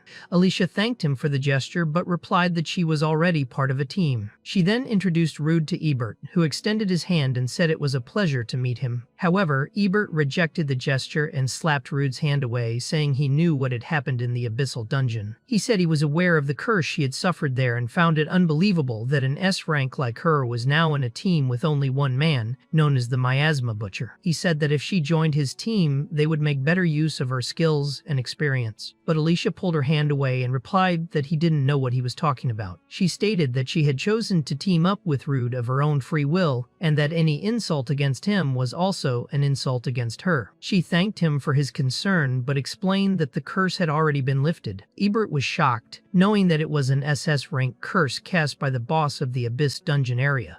Alicia replied that she had been very lucky. She then turned to Rude and said that it would be problematic if his abilities were discovered. So for now, the best option was to keep everything secret. Alicia told Ebert that they were going to update their ranks at that moment and explained that Rude was no longer D rank but had reached C rank. Ebert was surprised by the information and couldn't believe what was happening. He questioned why she was treating him that way, even though he had been thinking about her all that time. Convinced something was wrong, he claimed the so-called Miasma Butcher had brainwashed her. He wanted to know how someone who was just D rank could have defeated the Miasma Dragon. According to him, if Alicia's curse had truly been lifted, then it was probably her who had defeated the dragon, and Rude was just stealing the credit. Rude noticed Ebert's intense stare, which made him look like a lunatic. Alicia then commented that elves, due to their pride, often developed prejudice throughout their long lives. She asked Rude what he thought about that. He smiled and said that since she was also an elf, would she eventually become proud and prejudiced too? Alicia replied that she was a humble, intelligent, and charming elf. Rude then realized that deep down, she was quite proud as well. Shortly after, they arrived at the Adventurers Guild reception, where they were warmly greeted by the receptionist, who said she had already heard everything from the guild master. She handed them the evaluation forms and commented that this was a very rare occurrence. When Rude picked up his paper, he was shocked. He expected to be ranked C, but he had been promoted straight to B rank. The receptionist explained that he had skipped a rank, which was very uncommon. Rude and Alicia celebrated the achievement, and the receptionist said it only proved how difficult the conquest of the Abellio dungeon had been. The report sent by the adventurers from the village they had saved and the victory against Baphomet were also taken into consideration. Rude still couldn't believe he had become B rank. At that moment, Ragood and Magnus appeared. Magnus commented that if it were him, he would be even happier since the entire town was grateful. Alicia then told Rude not to settle for just B rank because his goal was S rank. Rude agreed, stating that his true destiny was to reach S rank. They celebrated again, saying they would keep moving forward.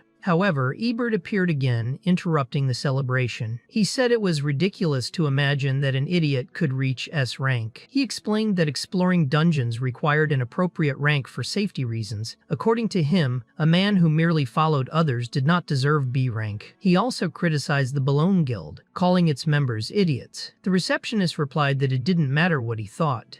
Ranks were granted based on the guild's official evaluation. Magnus, irritated, asked if Ebert didn't plan to take back what he said unless he wanted to leave there injured.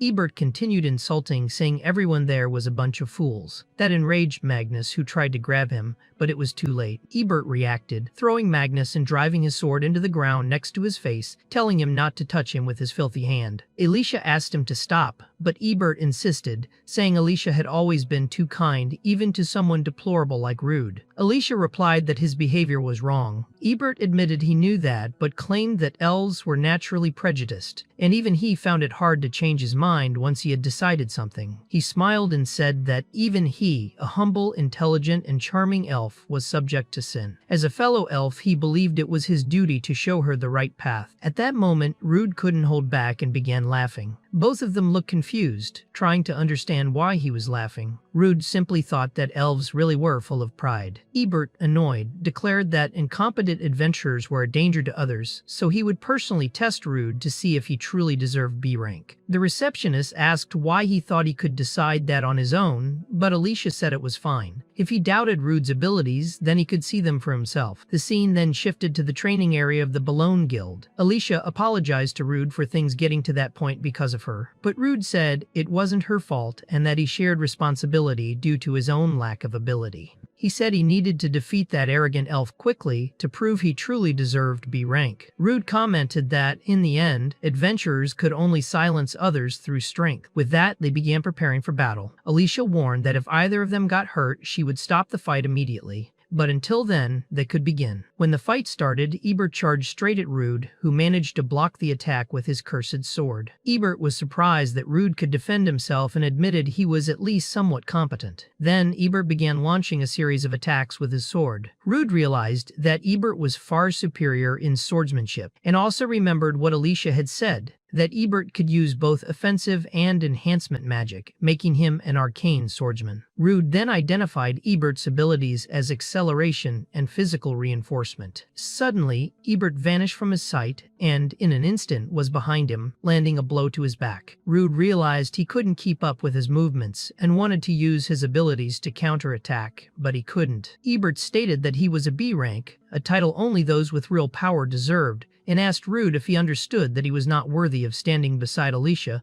let alone carrying the title of B rank. Rude admitted that he was right. His current abilities didn't make him worthy of being by her side, but Alicia had been the one to acknowledge him, so he had to prove himself worthy. Determined, Rude cast an earth spell toward Ebert, who who called him an idiot and said he would never win that way. Their spells collided and caused an explosion. The other adventurers watching started to comment that the two were going too far. Ebert declared that it was a shame for the Miasma butcher, because that was the brutal difference between their levels. Soon after, Ebert unleashed a powerful blue fire spell at Rude, demanding that he kneel. However, Rude used his sword to absorb the entire attack. He then said he had already guessed Ebert would rely on magic to gain the upper hand, since elves were a very proud race. With his sword now charged, Rude went on the offensive. Ebert realized Rude's strength and skill were at a completely different level from before, and wondered if the sword was magical. Rude replied that he was wrong. The sword wasn't magical, it was cursed. Ebert remarked that this only made him even more twisted and added yet another reason why Alicia shouldn't be with him. Ebert then activated his arcane swordsmanship with lightning enchantment and asked if Rude could keep up with his speed now. With this ability, he quickly closed the distance and struck Rude in the stomach with a move called Lightning Palm.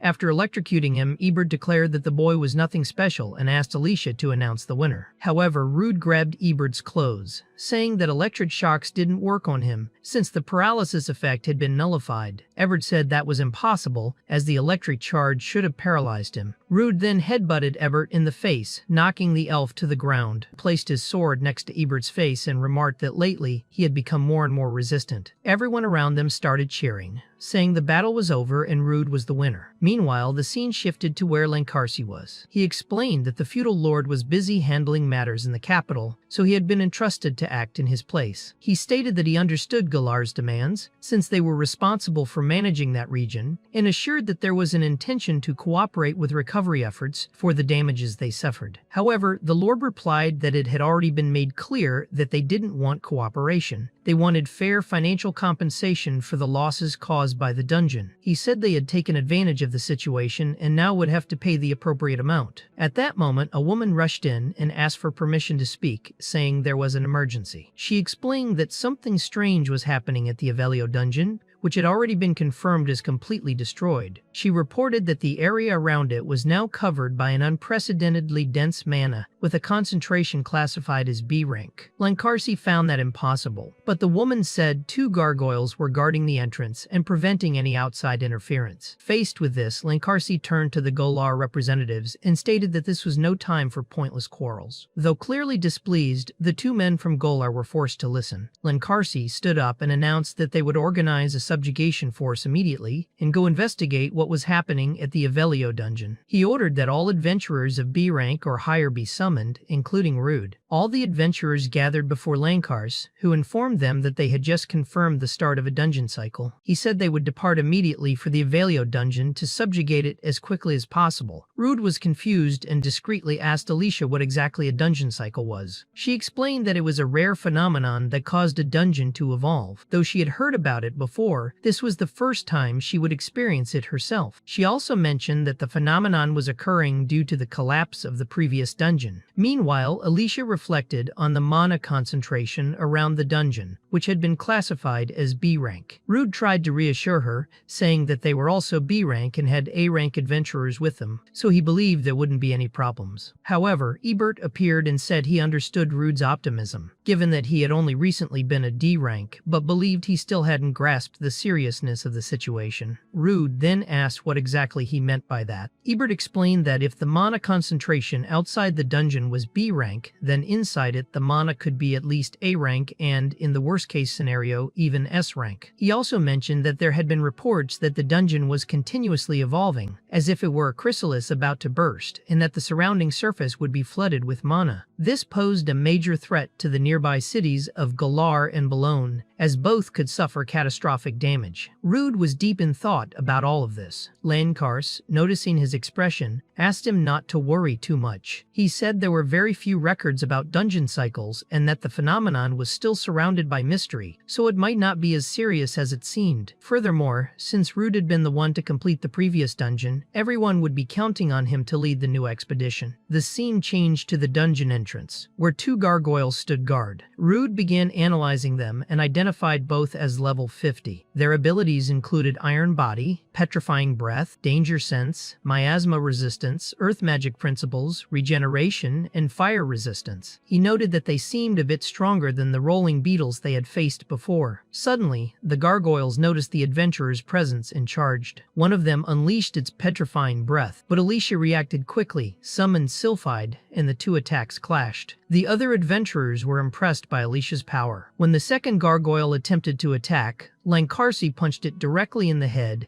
and the guildmaster then sliced off the other's head. Rude was amazed by their strength. Lancarsi then told everyone to hurry. Meanwhile, Rude looked at the remains of the gargoyles and thought they looked edible. Using his fire magic principle, he burned the head of one of them. The guildmaster silently watched, not understanding what Rude was doing. Rude explained that he needed to finish off the enemy because it had a regeneration ability. Discreetly, Rude kept a piece of the gargoyle's meat and entered the dungeon with the others. Lancarsi commented that there seemed to be less miasma than before, and even the nature of the dungeon felt different. Rude agreed, saying the shape and layout hadn't changed much. However, Alicia warned that they couldn't let their guard down, as they didn't know what was happening on the deeper floors. Even if the structure seemed familiar, it was almost certain that the monsters had changed and become stronger than before. Soon after, a new group of monsters appeared. Lankar said he would take on the larger dragon and asked the others to pick their opponents from among the smaller creatures. All the adventurers activated their skills and charged into battle. Alicia told Rude they needed to help too, but at that moment he noticed that his system had activated abnormal status nullification and that Warrior's honor had been disabled. Meanwhile, Lancarse was ready to fight.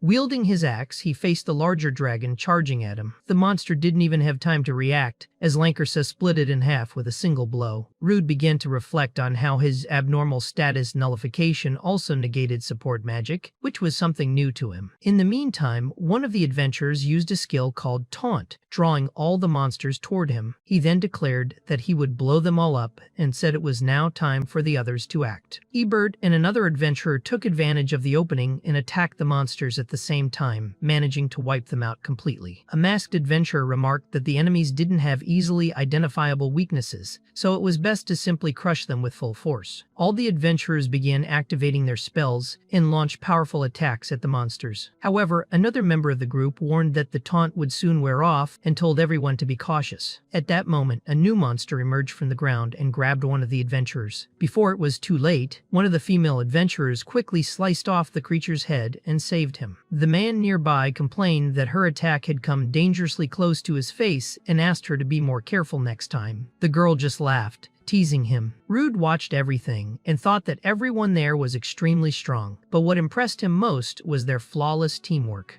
It was hard to believe they were just an improvised group. He started to feel like he wasn't contributing at all and that he was becoming a burden, but then he noticed something strange. A creature was moving from one monster to another. He quickly realized they were parasites and prepared to fight. Determined to be useful, Rude activated his earth magic principles and launched an attack. However, his strike was completely neutralized, and he didn't understand why. When he used his analysis skill, he discovered that the monster had an ability called Earth Removal, which explained why his attack had failed. Suddenly, the guildmaster appeared and decapitated the monster, saying the best way to deal with parasites was to cut off their heads. He then mocked Rude, saying that only a complete idiot would use earth magic against a creature born from the ground, and even teased him for deactivating his own warrior's honor skill. Rude acknowledged that he was right. He didn't have the experience to work with such a diverse group, and also couldn't receive magic support from his allies. At that moment, he truly felt like a burden. Ebert took advantage of the situation to mock Rude, saying he clearly couldn't keep up with the battle, and that teamwork was the foundation for any adventurer. Even if he had won that earlier fight, in the end he was still just the miasma butcher. According to Ebert, someone like him should never have reached B rank. As he spoke, Alicia glared at him with a threatening expression, clearly displeased by what she was hearing. At that instant, a powerful explosion occurred behind the group. The adventurers turned in alarm and asked if Lancarsis was okay. He replied that he was, but there was something more important. He informed them that the creature they were fighting had started parasitizing its fallen allies. Their wounds were regenerating, and not only that, their combat power had increased significantly. The guildmaster commented that, because of this, he now only needed to face one much stronger enemy, and said he would lend a hand in that battle. But suddenly, A creature bit his neck. When he killed it, he realized the enemy's true goal was for small parasites to inject venom into the adventurers. Because of that, one by one, the adventurers started being bitten and then petrified. After everyone was petrified, the monster was preparing to finish them off. But thanks to his web manipulation skill, Rude managed to save Lankar's using his nullification ability to cancel the petrification effect. He took responsibility for facing the enemy and, with his substitution ability, also freed Alicia from the petrification. By analyzing the enemy, he realized it was a level 66 monster without significant magical resistance. So he asked Alicia to use her magic to break the monster's stance, setting the stage for an attack. After focusing, Rude summoned Nomea and Sylphide, unleashing a powerful blow that hit the monster's face and sent it flying. However, something unexpected happened. Between the monster's legs, another creature emerged in an embarrassing way, which disgusted both of them. Soon, those creatures began to multiply and charge at them. Determined to end it all, Rude activated his lightning cloak, electrocuting all the monsters at once. Meanwhile, Lankar's, still petrified, watched everything unfold. When the main monster launched an attack, Alicia reacted quickly. She cast a spell that threw the enemy into the air, creating an opening for Rude. He used his instant step to approach and tried to slash it with his sword, but the monster managed to dodge. Alicia warned him to be careful.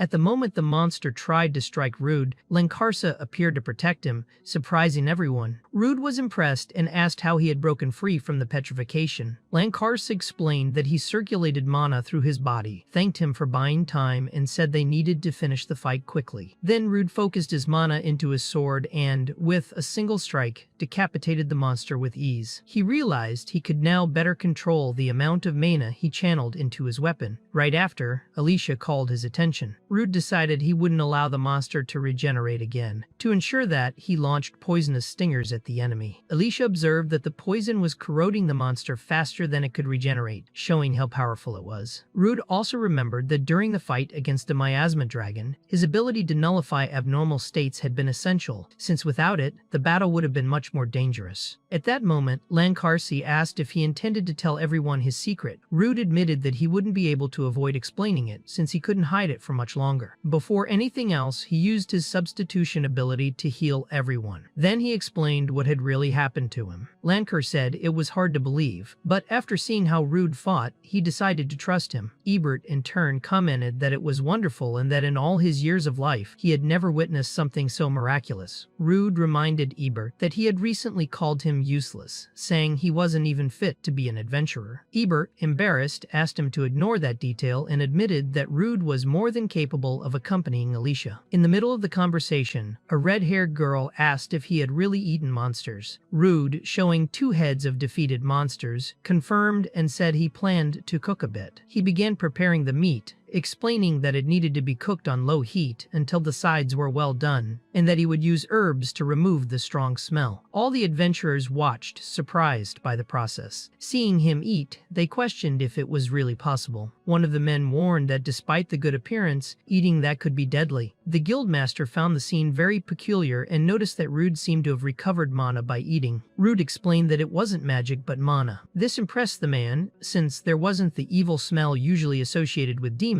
On the contrary, it seemed like something sacred. Rude then asked Lankarse if they shouldn't retreat to request reinforcements, since they had little information about the monsters in that dungeon. Lankarse replied no. According to him, the longer they waited, the more the dungeon cycle would advance. Now that they had reliable companions, they would conquer that dungeon on their own. They advanced to a door and realized they were close to the boss room. However, Rude commented that they had forgotten the path had collapsed. Lankars agreed that there seemed to be no choice but to turn back. But Rude remembered the ability the monster had used and activated his own earth and soil removal technique, clearing the passage. Everyone celebrated seeing the path open, commenting that the boss room was just ahead. When they entered, something surprised them. There was a huge glowing egg in the center of the room, causing a mix of anticipation and fear in everyone. Upon arriving in the lit chamber, Lankarsi immediately realized what it was and explained that it was the egg of the wise dragon. Rude, knowing nothing about it, asked him what exactly this dragon was. Lankarsi said he had only read a few mentions in old books. According to legends, the wise dragon was a legendary creature that went through eternal cycles of life and death. When its body was destroyed, its soul didn't die but reincarnated, using the dungeon as a kind of incubator. He also said that even when reborn in a new body, the dragon retained all its wisdom, and that some reports claimed it understood the human language and could even predict the future. While they listened, part of the group began to comment that, in the end, it was just an egg, and that they could destroy it before it hatched. But Lankarsi ordered them to stop immediately. Before they could discuss further, one of the adventurers was struck violently and thrown far away. At that moment, everyone noticed, shocked, that the egg was moving on its own. Lankarsi wondered if that was the egg's instinct for self-preservation and warned everyone to get into defensive position. Although it was still an egg, he reminded them it was a dragon. Rude, using his analysis ability, confirmed that it was indeed a level 1 wise dragon egg. However, the data was obscured, preventing him from seeing the full stats. Faced with the situation, one of the adventurers suggested retreating and waiting for reinforcements. But the guildmaster explained that if the egg hatched, it wouldn't matter how many S-class adventurers they brought afterward, it would be impossible to contain it. Lankars agreed and said they needed to destroy it as soon as possible. He then asked for everyone's support and instructed them to aim at the tentacles and the legs that were emerging while he advanced, cutting everything in his path.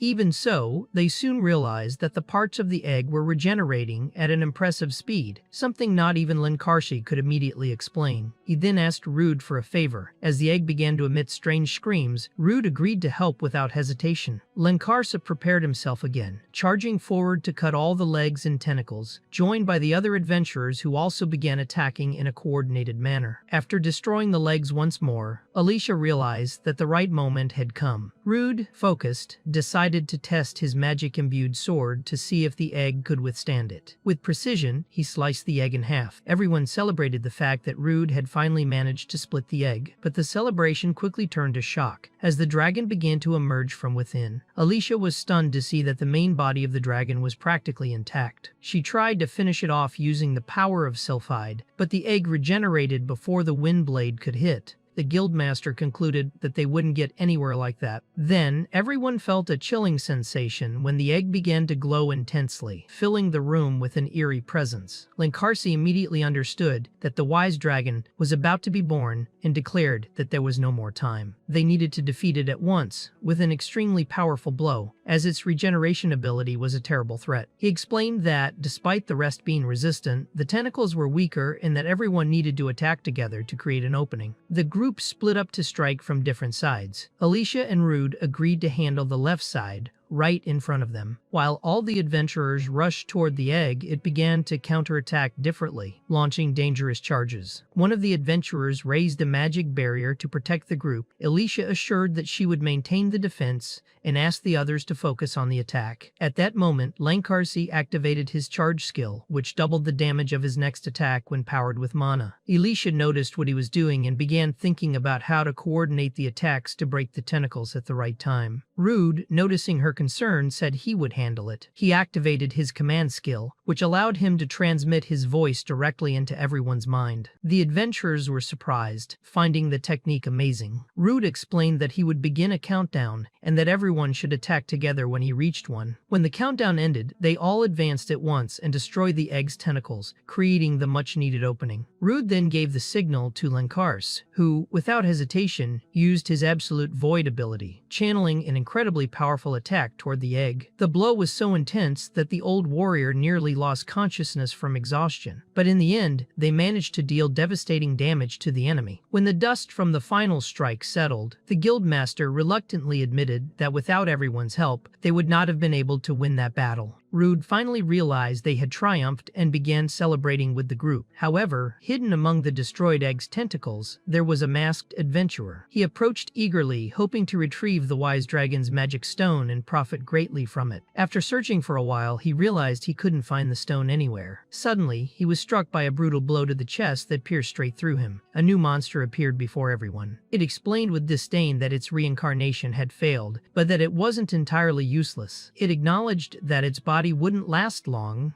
but only needed to survive until its next reincarnation. Before that, it declared it would eliminate all the vermin who dared to interrupt its rebirth. The guildmaster quickly warned the group not to let their guard down, saying he could still clearly feel the enemy's presence. At that moment, Orpheus, the wise dragon, appeared before them, shocking everyone. The group wondered how he was still alive. Alicia reflected that, at the moment of the attack, he had likely buried himself underground to escape. Orpheus mocked them, calling them foolish humans who defied the gods and labeling them as insignificant creatures. Rude was amazed to realize that the dragon could actually speak to them. Lancarce explained that true dragons held a status even higher than common dragons, being almost like divine entities. Because of that, they were capable of understanding and speaking the human language. The dragon continued observing Rude, saying it sensed a repulsive impurity inside him, something that seemed human but also resembled a monster. Then it stood up and provoked Rude, promising to make him tremble in pure despair. Meanwhile, the girl responsible for the barrier warned that she could not maintain it for much longer. She then activated her shadow cloak, surrounding herself completely in darkness and disappearing from the scene. At that moment, the dragon's arm fell to the ground, beginning to dissolve rapidly. One of the adventurers commented that it was probably rotting, and Lancarce recognized that it was the perfect moment to attack. But he also realized that he had just used a powerful strike and, if possible, needed time to recover. Another adventurer, exhausted and terrified, looked at the monster and admitted he had no strength left to fight. He decided to flee, but the dragon mocked him, asking if he truly believed he could escape. Using stone pillars, it blocked all the exits from the room, making it clear that no one would leave there alive. Even with just one hand, it declared that it was enough to wipe them all out. Faced with this, Lancarce said that if they couldn't escape, then they would show the dragon how dangerous those rats could be. With no other choice, all the adventurers charged at the elder dragon at once, but they quickly realized nothing worked. Every move was anticipated, as if the dragon could predict each of their actions. Orpheus ridiculed their collective effort, questioning if that was the best they could do, and demanding that they entertain him more. He then activated his devastating ability, hitting everyone at once with his skybreaker, throwing them far. Alicia, concerned, asked if Rude was hurt, but he replied that he was fine, although nearly out of mana after the previous battles. Alicia then declared that she would end it once and for all, saying she would use her most powerful attack, Spirit Quintet, and asked him to warn everyone to move out of the way immediately. Using Rude's command skill, Alicia managed to clearly alert all the companions. They organized themselves and prepared to clear the way at the right moment. Alicia began to gather as much power as possible, calling upon her elemental spirits. When she finished charging her magic, she shouted mentally for everyone to step aside. She then launched her most destructive attack at the dragon. For a moment, everyone held their breath, hoping the strike had finished him. But in the middle of the smoke, they saw the dragon was still alive. He had blocked the attack with only one hand, commenting that he had been a bit careless. At that exact moment, Lancarce appeared above him, ready to decapitate him. However, the dragon, with a quick movement of his tail, struck him and sent him flying. Another adventurer tried to immobilize him with magical vines, while Ebert attempted a strike from behind, but the dragon used its jaw to break Ebert's sword effortlessly. Ebert was stunned, convinced he had found the enemy's blind spot, yet even so, his attack had no effect. The dragon mocked him, saying that would not be enough to stop him, and then launched another powerful attack, hitting all the adventurers at once and leaving them defeated on the ground. At that moment, Alicia fell into despair upon seeing her companions once again defeated by the wise dragon. The scene reminded her of the day she lost all her allies in another dungeon, making it clear to herself that once again she wouldn't be able to save anyone. Meanwhile, the dragon advanced until he stood right in front of her. He almost seemed to recognize her effort but said he would annihilate her there and then, turning her into nourishment for his wisdom. Rude, despite his injuries, stood up with effort. He knew that fighting like this wouldn't lead anywhere. He began to think that if they could at least delay the enemy, they might have a chance to escape using the mana circle in the dungeon's core. He decided to use his web manipulation ability, but to his surprise it didn't activate. Confused, he wondered if he had completely run out of mana. While he struggled with that, the dragon continued to massacre the adventurers around them. Rude understood that if he didn't recover his mana immediately, everyone there would be killed. That was when he noticed the body of a dead gooey monster right beside him, and he considered using it to regain strength. At that moment, the dragon unleashed its dragon breath toward the group. Alicia tried to hold off the attack by summoning Sylphide, creating a barrier of wind. The guildmaster joined her, using his air blade to help block the blow. Even so, the dragon resisted easily by using magical processing, and quickly counterattacked with a combination of water bullet and air slash. The group found the variety of attacks extremely difficult to deal with, frustrating any attempt at coordinated defense. The dragon continued to taunt them, saying they hadn't seen anything yet, while forming a sword made of electricity in its hands. This made them tense, speculating whether the attack resembled Lankarsi's void. They then recognized that this was the true power of a dragon's wisdom. The guildmaster analyzed the situation and noticed that while the dragon was charging that electric attack, it became more exposed. He said that if they were going to counterattack, that was the right time. Alicia agreed to provide cover. She summoned Erdeel and imbued her blade with water and lightning, creating an aquatic lightning attack. Alicia transferred this power to the guildmaster, who advanced to strike the dragon's head. But as he got closer, he realized it was all a trap.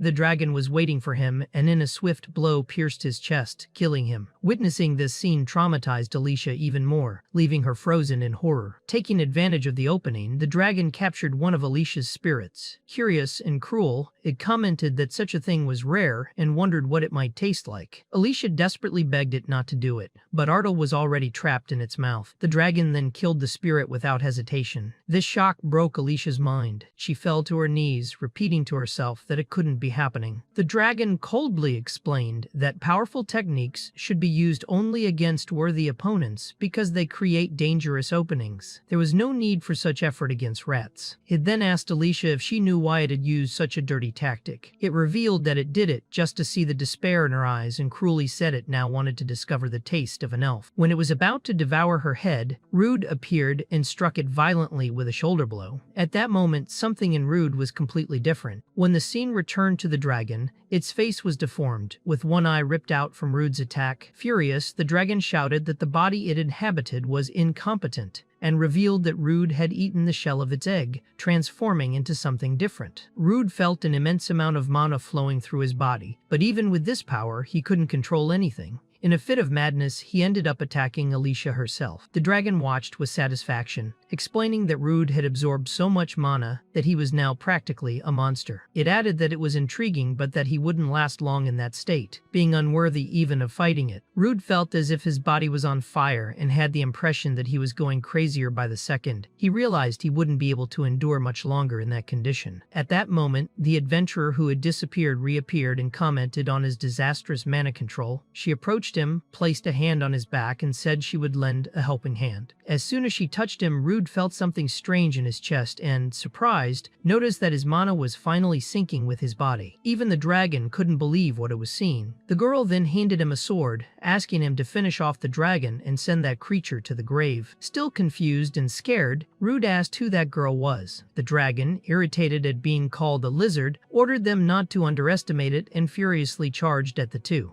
The girl mocked it, saying that the bookworm couldn't take a joke. When the dragon tried to strike her, Rude stepped in front and, with his sword, managed to cut it in half with surprising ease. Rude then went to the guild leader and used his web manipulation skill to improvise first aid, but quickly realized the wounds were too deep. The girl explained that only she and Rude had the means to escape at that moment, as the rest of the group was severely wounded. She wondered if they should wait for reinforcements, carry each one back to the city, or at least go get help, worried about the difficulty of transporting so many injured people. Suddenly, Rude felt intense pain in his chest. The girl commented that the side effects had started to manifest, explaining that she had forced his mana control to empower him, but his body was already at its limit. At that moment, the dragon, even gravely wounded, began to move and curse them, saying it wouldn't let them leave alive. It promised to take at least one of them down to the abyss. Right after that, the entire dungeon began to shake, showing signs of collapsing. The girl realized that the dragon was acting as a substitute for the dungeon's core, which explained the imminent collapse. Everyone understood they had to get out as quickly as possible. While they ran, huge stones began to fall, almost hitting Alicia. Rude threw himself to save her. Alicia woke up in his arms, hearing him say he had defeated the wise dragon, and that now they just needed to escape the dungeon. Though conscious, Alicia was pale and strange. Rude asked if she was alright, and she explained that she couldn't move because she had run out of magic. Even so, she gave a faint smile and asked him to leave her behind and run. Rude, outraged by the idea, thought about how the whole situation was his fault. The girl insisted they had to hurry or they would be buried alive. Even so, Rude said he couldn't simply flee and abandon everyone. The girl admitted she liked his way of thinking but made it clear that he was making the wrong choice. Rude reflected that if things continued that way, they would all be buried there. Even so, he decided to at least carry Alicia out. However, he hesitated, wondering how he could abandon the others. Because of that, he kept searching for a way to save everyone. Nearly fainting, Alicia asked him once again to flee, but he replied that he would not abandon her. She then shouted at him to run already, explaining that this was exactly what the others had always wanted for her, that at least someone could survive. At that moment, Lancarsi also asked Rude to escape, reminding him that in the life of an adventurer, there would be times when he would lose friends. He added that if those who could live did not survive, then the sacrifice of those who died in battle would be meaningless. As everything grew even more chaotic, new monsters began to appear. Ebert stood up, warning that the dungeon's creatures were gathering. Even so, Rude had already made his decision. He would not let anyone die there. Alicia, however, continued begging him to run. Determined, Rude began facing the monsters appearing in front of him, shouting that he would not run no matter what. He remembered how he had always been called the Miasma Butcher, and how people had mocked him his whole life, but now he was resolved to fight to protect everyone he could. Rude recalled how incredibly happy he had been when that girl invited him to join her group, accepting the secret he carried. He was even happier when the guild accepted him, finally feeling he had friends who trusted and recognized him. That was why he knew he could never abandon them in that dungeon. As he fought, Rude remembered the words of an S-rank adventurer he had once met. That man had told him to never give up no matter how difficult or painful life became. Reliving that advice, Rude attacked every monster that crossed his path, even as the dungeon began to completely collapse. At that moment, parasites began to infest the fallen dragon's body. Still, Rude was determined not to give up. He realized he had only one option. He activated his self-severing skill, sacrificing his own arm. Even without the limb, he held his sword with the other hand and used his regeneration to recover the lost arm. With his body restored, he charged at the dragon and pierced its abdomen with his sword. Immediately after, he activated his lightning cloak skill, certain it would finish the monster off. But the dragon roared furiously, swearing to annihilate them all, and managed to strike Rude, throwing him far away. Before he hit the ground, someone caught him. When Rude looked at the person's face, he recognized the S-rank adventurer who had saved him as a child. The man praised Rude's efforts and told him to relax because they would all make it out alive. He commented that the dragon had failed in its attempt to reincarnate and was now being parasitized by other monsters, something shameful for a wise dragon. The dragon, enraged, tried to trap them both with vines, but the S-rank adventurer cut everything with ease and blocked the dragon's attack with just one hand. He then asked Orpheus, the wise dragon, if he remembered the life-or-death battle they had fought 5 years ago, saying that back then, the dragon had pushed them to the limit with his divine form. Now, however, Orpheus was in a pitiful state. The dragon responded furiously, telling him to shut up. Before it could react, the S-rank adventurer cut it in half with a single strike. Rude was stunned by the man's strength, recognizing that this was the true power of an S-rank adventurer. Meanwhile, part of the dungeon ceiling threatened to collapse on Alicia. A woman appeared and used her icy winter magic, freezing everything around and preventing the collapse. Rude noticed that the ice had stopped the cave-in and was surprised by it. The woman approached, complaining about the number of strange monsters there, and saying she was starting to feel disgusted. The S-rank adventurer thanked her for the help, calling her Selena, and she commented that Leonis was as reckless as ever, charging in like that. Next, 2 more adventurers arrived. Selena spotted Alicia and rushed to her, saying it had been a long time since they last saw each other. Alicia was surprised and happy to see her again, but Selena quickly noticed how bad Alicia's condition was and asked a companion to hurry and heal everyone. The man then used his sacred light healing magic, eliminating the pain of everyone present. Ebert was amazed by the wide reach of that magic. The healer approached the guildmaster, who was in critical condition, and activated the soul restoration seal, saying that he had closed all the wounds, although everyone was still without stamina or mana. He asked them all to rest for a bit, but explained that he could do nothing for those who had already lost their souls. One of the adventurers, therefore, ended up dying. Leonis then ordered everyone to leave the dungeon immediately and asked those who could not walk to lean on someone. Gradually, everyone began to exit, relieved and happy to be alive. Rude, however, stood still for a moment, observing the remains of monsters scattered across the floor. The scene then shifted to a forest, where they had set up a small camp. There, an adventurer held something in his hands and explained that it was a fragment of Orpheus's dragon soul, which should recover over time and could revive after several years. He said that the group known as the Wings of the Lion of Light had defeated Orpheus 5 years ago, keeping his soul sealed safely in the capital. Lancarse then asked how he had managed to revive in such a remote place like Bologna. The adventurer explained that the royal vault had been recently robbed, which left Lancarse alarmed. Finally, he clarified that Orpheus's resurrection this time only happened because of an artificial anomaly created within the dungeon by someone. Selena, hearing all that, lamented that it was truly a shame. If Alicia had joined the Wings of the Lion of Light, everyone there would be as strong as an army. But Alicia explained that her level had dropped a lot and that she now had other goals. That battle, she said, made her realize how weak she still was. Selena commented that Alicia never changed her mind once she made a decision. Even so, Alicia sincerely thanked her for the intention and the invitation. In a more relaxed tone, Selena asked her to at least take a look at their group members, saying they had a selfish leader, a muscle-brained guy who never spoke, and a 2-meter-tall nerd. She seemed annoyed, saying there were too many men in that group and that it irritated her.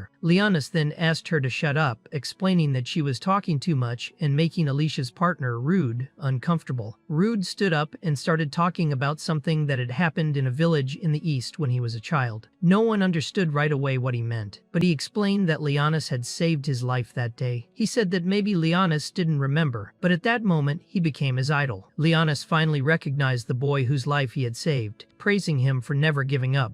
Selena was also surprised, saying that this was the boy they had always talked about. She said that Leonis used to say that if they had arrived just a little earlier that day, they could have saved more villagers and that he had always regretted that. The healer explained that this was the reason Leonis was so reckless and caused trouble for the group. Leonis then thanked Rude, saying it was thanks to him that they were able to neutralize the dungeon anomaly, and affirmed that he had become a good adventurer. Rude said he didn't deserve such praise, but still thanked Leonis for his words. Lankars took advantage of the moment and said that, considering the recent problems in the capital and the need to strengthen Bologna's defenses, he was thinking of creating a new guard unit and wanted to know if Rude would accept being the captain. This surprised Rude a lot. He thanked him for the offer, but said he had to decline. Lancarse accepted the refusal and asked if he could know the reason. Rude replied that during the operation in the dungeon, he realized how unprepared he was for a mission like that. Without enough strength, he couldn't protect his friends. He spoke directly to Leonis, saying that he had become an adventurer because he admired the kind of person he was. He confessed that he was far from reaching that level but wanted to become stronger, so that one day they could fight side by side. He also promised Alicia that one day they would conquer the Abyss dungeon. Alicia smiled at hearing that and said she could hardly wait, calling Rude her partner. Lankar sighed, saying he clearly saw that the two had their own goals. Rude explained that he was already planning to leave Bologna to start a new journey, seeking to further evolve his powers. The healer found that fascinating and commented that Rude's magical energy was different from conventional magic. He said that his magical essence seemed to have taken root in the human body, something theoretically impossible, and asked directly if Rude had eaten monsters. This greatly surprised all the adventurers. Selena told everyone to step back, considering Rude dangerous. She threatened him with her ice magic and demanded that he answer immediately if it was true, warning that depending on the answer, he would die. The healer asked for calm and ended up trapping Selena in an earth prison. She was furious, saying that eating monsters was the greatest taboo of all. Therefore, Rude could not be trusted. The healer explained that Rude seemed special because he couldn't detect any signs of monstrification in him. More precisely,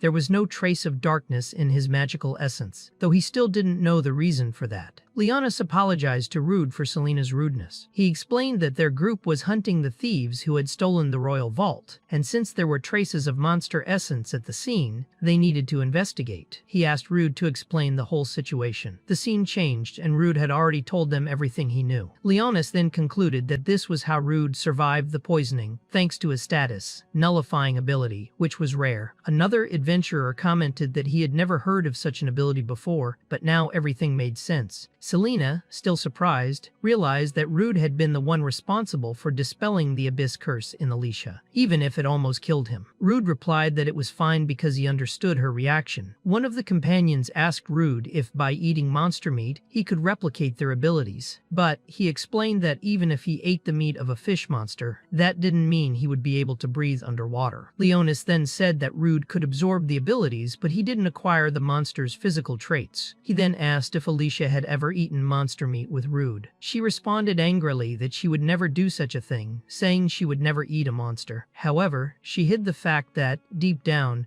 she was curious and even eager to try it. Leonis mentioned he had been wondering if perhaps someone other than Rude could absorb a monster's essence by eating it, and also gain abilities. The others were surprised by the idea. They recalled that eating monsters was a taboo, as doing so could lead someone to turn into a monster. Leonis suggested that they might use substitution magic to reverse the transformation, which shocked everyone. But Rude explained that this wasn't possible, saying there were only two outcomes for someone who ate monsters. Either they turned into a monster or died. Leonis commented that he understood, so instead of transforming, the person might simply die. Rude said that the first time he ate monster meat, he felt an immense surge of mama in his body and completely lost control. At that time, he was consumed by a desire for revenge against everyone who had betrayed him. It was that hatred that kept him conscious and allowed him to move forward. He said that only now were the side effects of that mania starting to fade. Leonis noted that Rude's body had adapted to the magical essence. Rude continued, saying that there was a time when substitution failed. Leonis replied that he understood, acknowledging that they still had much to learn about mana. Another member of the group said that mana wasn't something they could play with right now. Leonis then asked Rude to demonstrate his abilities, stating that he understood the logic, but admitted that there was still much they didn't know about mana. He said that if they truly wanted to understand and master mana, they should talk to the swords, since they were all adventurers. The scene changed and showed some unicorn rabbits hopping through the vegetation. The adventurers prepared to hunt them.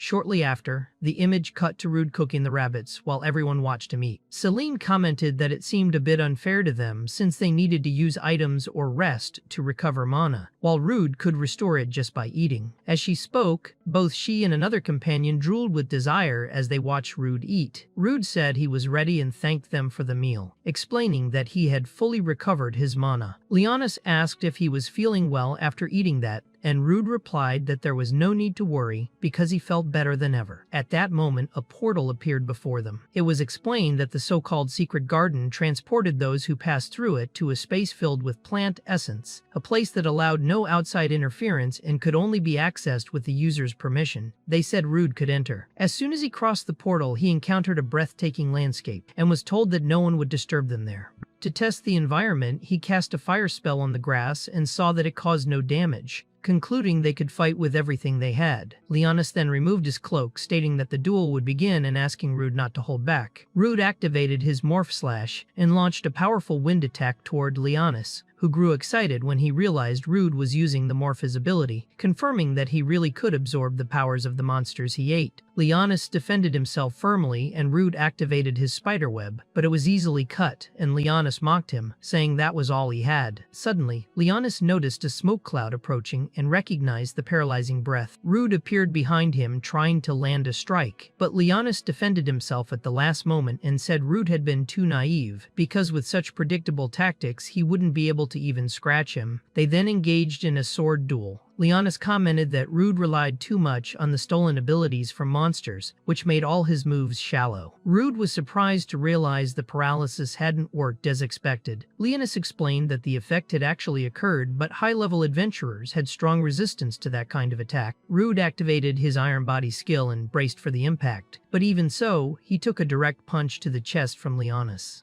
Leonis explained that many monsters had natural resistance to negative effects and asked Rude not to rely too much on copied abilities. Not giving up, Rude used instant step and quickly advanced toward Leonis, but he predicted the movement and countered with a precise kick to Rude's face, knocking him to the ground. Even so, Rude got up, channeled his mana into his sword, and activated Rabbit Leap to gain more momentum. Leonis immediately recognized it as the Unicorn Rabbit skill that Rude had eaten earlier and admitted that he was very talented. Rude then launched an extremely powerful strike. When the smoke cleared, it revealed that Leonis had won the duel without much difficulty. He explained that such spaced and heavy blows might work against giant monsters, but in human combat they rarely hit. Leonis said that while monster abilities were indeed powerful, Rude's combat technique was still very weak. Leonis then helped him up and asked if he had ever heard about mana circulation techniques within the body. He explained that channeling mana properly strengthened physical abilities. Rude focused, trying to remember the sensation Leonis described, and managed to channel his mana correctly. Leonis praised him, saying he learned very quickly. Excited, Rude asked if they could fight once more. Leonis, even more thrilled, agreed to the request and asked Rude to go all out this time. Another adventurer, watching them, just laughed at how excited they were. After a long training session, they returned exhausted. Rude, panting, admitted that he didn't land a single hit, as expected from an S-rank adventurer. Leonis replied that even so, Rude had managed to pressure him several times thanks to his versatility and variety of abilities. Very grateful, Rude sincerely thanked Leonis, saying that during the training he had pointed out all of his weak points and corrected his bad habits, making it feel like he had gone through real training. But the big guy in the group joked that this was just Leonis being weird as always. Leonis in turn replied a bit confused, saying he didn't remember saying anything unusual. Rude thought to himself that it was the first time he had seen that guy speak like that. Another more serious adventurer changed the tone and asked Rude about the habit of eating monsters, asking him not to talk about it with anyone else. He explained that if the royal capital found out, Rude would likely be executed. Hearing this, Rude was terrified. The man went on to explain that the closer to the royal capital, the stronger the influence of the church, and for them, the sacred scriptures were objects of worship that completely forbade eating monsters, considering it the greatest of taboos. Rude tried to argue that his abilities nullified the negative effects of monster meat, but the other adventurer explained that even so, defying the scriptures was considered a terrible sin, and the clerics would never understand his side. He then asked if anyone besides the companions who were in the dungeon knew his secret. Rude answered no, since it was a taboo and he had kept the secret very well, only telling Alicia so far. But at that moment, he remembered one more person, old Doan. The scene then shifted to the dwarf shop, where Doan was holding a giant sword and proudly saying that after so much research, he had finally finished it. The scene showed Doan irritated in the shop, saying he didn't care what others ate, that it was none of his business. Even so, he told Rude to relax and assured him he wouldn't tell anyone the secret. Doan then complained, saying the important thing was that he had been commissioned to make a sword for Rude, and now he was saying he didn't want it anymore. Realizing he had messed up, Rude apologized for canceling the order. Doan explained that he had forged a special sword, made to withstand even the intense flow of mana, and he was furious because after completing such a difficult task, Rude simply said he didn't want it. Rude saw how angry the dwarf was, and Alicia commented that of course he would be. Doan then calmed down a bit and asked Rude for a favor, saying he would do anything. Blushing and slightly embarrassed, Doan asked if he could at least hold Rude's sword. Doan asked to hold Rude's sword, which made the situation a bit awkward and uncomfortable for the group. Even so, the conversation continued. Rude, embarrassed, explained that he couldn't just let anyone touch his sword. He said his weapon was very large, very powerful, but also carried a dangerous curse that drove anyone who touched it insane. Doan replied that he didn't complain when Rude disregarded all the work he had done, so the least Rude could do was listen to his request, especially since Rude himself had said he would do anything in return. Also, Doan mentioned he had heard that Rude could cure negative states. Rude warned that it was too dangerous because if he lost consciousness when touching the sword, the substitution might not work. Even so, Doan spoke seriously, saying he didn't care, and if it went wrong, Rude could simply cut him down. Rude thought the old man was really crazy but accepted the request after seeing how determined he was. He even asked if Doan was really serious, since until now he believed only Alicia could touch his sword. Doan explained that he had worked for years as a blacksmith in that city, and had never seen a weapon capable of absorbing mana or magic like that. For him, it was well worth the risk. With that, Rude handed his sword to Duan, who was amazed to hold it. He examined the metal, saying it was anything but ordinary, and noticed that the darkness within the blade seemed alive. Duan commented that the madness and beauty of the sword coexisted perfectly, and admitted he had never seen anything like it in his life. He was clearly enchanted by the weapon, even saying that one day he would forge something like it. But suddenly, the sword began to influence his mind. Duan heard a dark voice urging him to kill everything around him, and had a vision of Grand's spirit holding a woman with blonde hair. Rude, realizing the danger, quickly took the sword back and activated his substitution ability to free Duan from the effect. He asked if the blacksmith was okay, and Duan replied that he was, apologizing for being so selfish and insisting on that request. Even after recovering, Duan kept reflecting on the illusion he had seen, wondering what it meant. He then said he wouldn't say anything that would hinder the group's progress, so Rude didn't need to worry about it anymore. However, he made it clear that one day he would definitely try to forge a sword that surpassed that one. The story then shifted to a moving carriage. Rude commented that it was very relaxing, although renting a carriage was quite bold for them.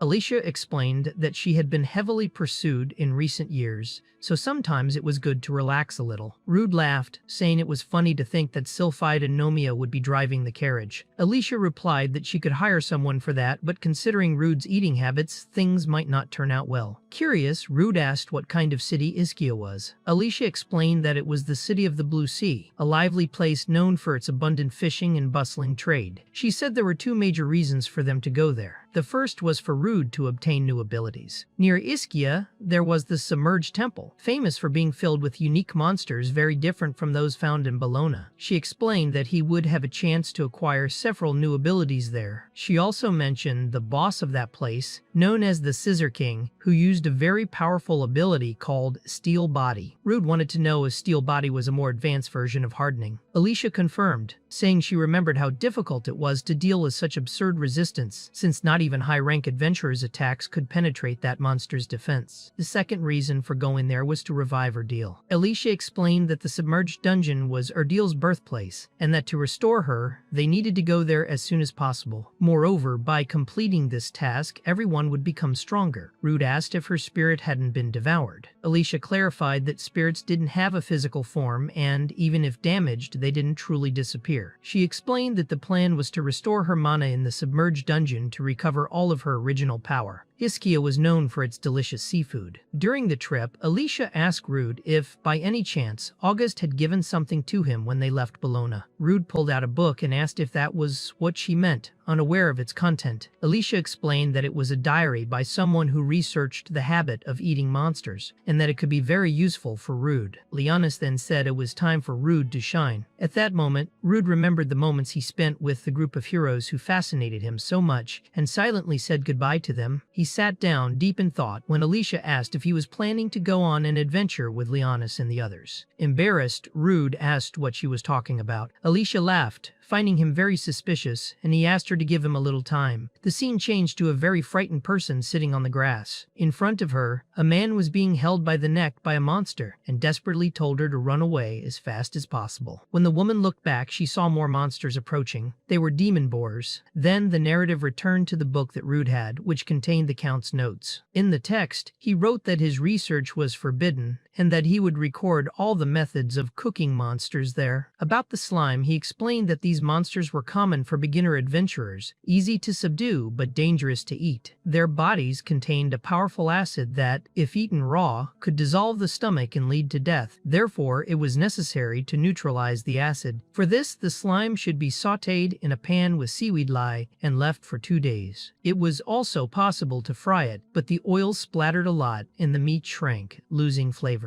The best method was to sauté it in boiling water until it turned pink, without letting it shrink, and then cut it into small slices. It was recommended to eat it with salad. The taste was slightly sweet and the texture unique, creating an exceptional experience when combined with the salad's crunch. Alicia commented that this monster recipe book from August would be very useful for Rude. He replied that he could hardly believe such a record existed, since eating monsters was a taboo. Alicia said it was almost a miracle the book had reached him, and suggested that after completing their objectives in Ischia, they could visit the Count. Rude, however, said it wouldn't work out and handed the book to her. Upon reading it, Alicia was startled and shocked, saying it seemed like only Rude could actually eat monsters. They then continued the journey. Alicia explained that once they crossed that forest, they would reach Ischia. Rude was impressed with the forest, and Alicia asked if he had ever heard of the Calamity Dragon. Rude replied that now that she mentioned it, he remembered a story about it, saying it was so powerful it was treated as a natural disaster, something humans couldn't resist, like earthquakes and storms. He said that when he was a child, people used to scare him by saying the Calamity Dragon would get him if he did something wrong. Alicia explained that the forest was famous for being the home of that dragon. Alarmed, Rude asked if it really existed, and Alicia confirmed, saying she had seen it from afar in the past. She remarked that the dragon's appearance was divine, something humans could never surpass. Rude thought that since he was born there had been no reports of that dragon appearing in the world, and if Alicia had seen it, she must be much older than him. Realizing what he was thinking, Alicia said it wasn't polite to calculate other people's age. Suddenly, Sylphide appeared, warning that there were 3 demon boars ahead.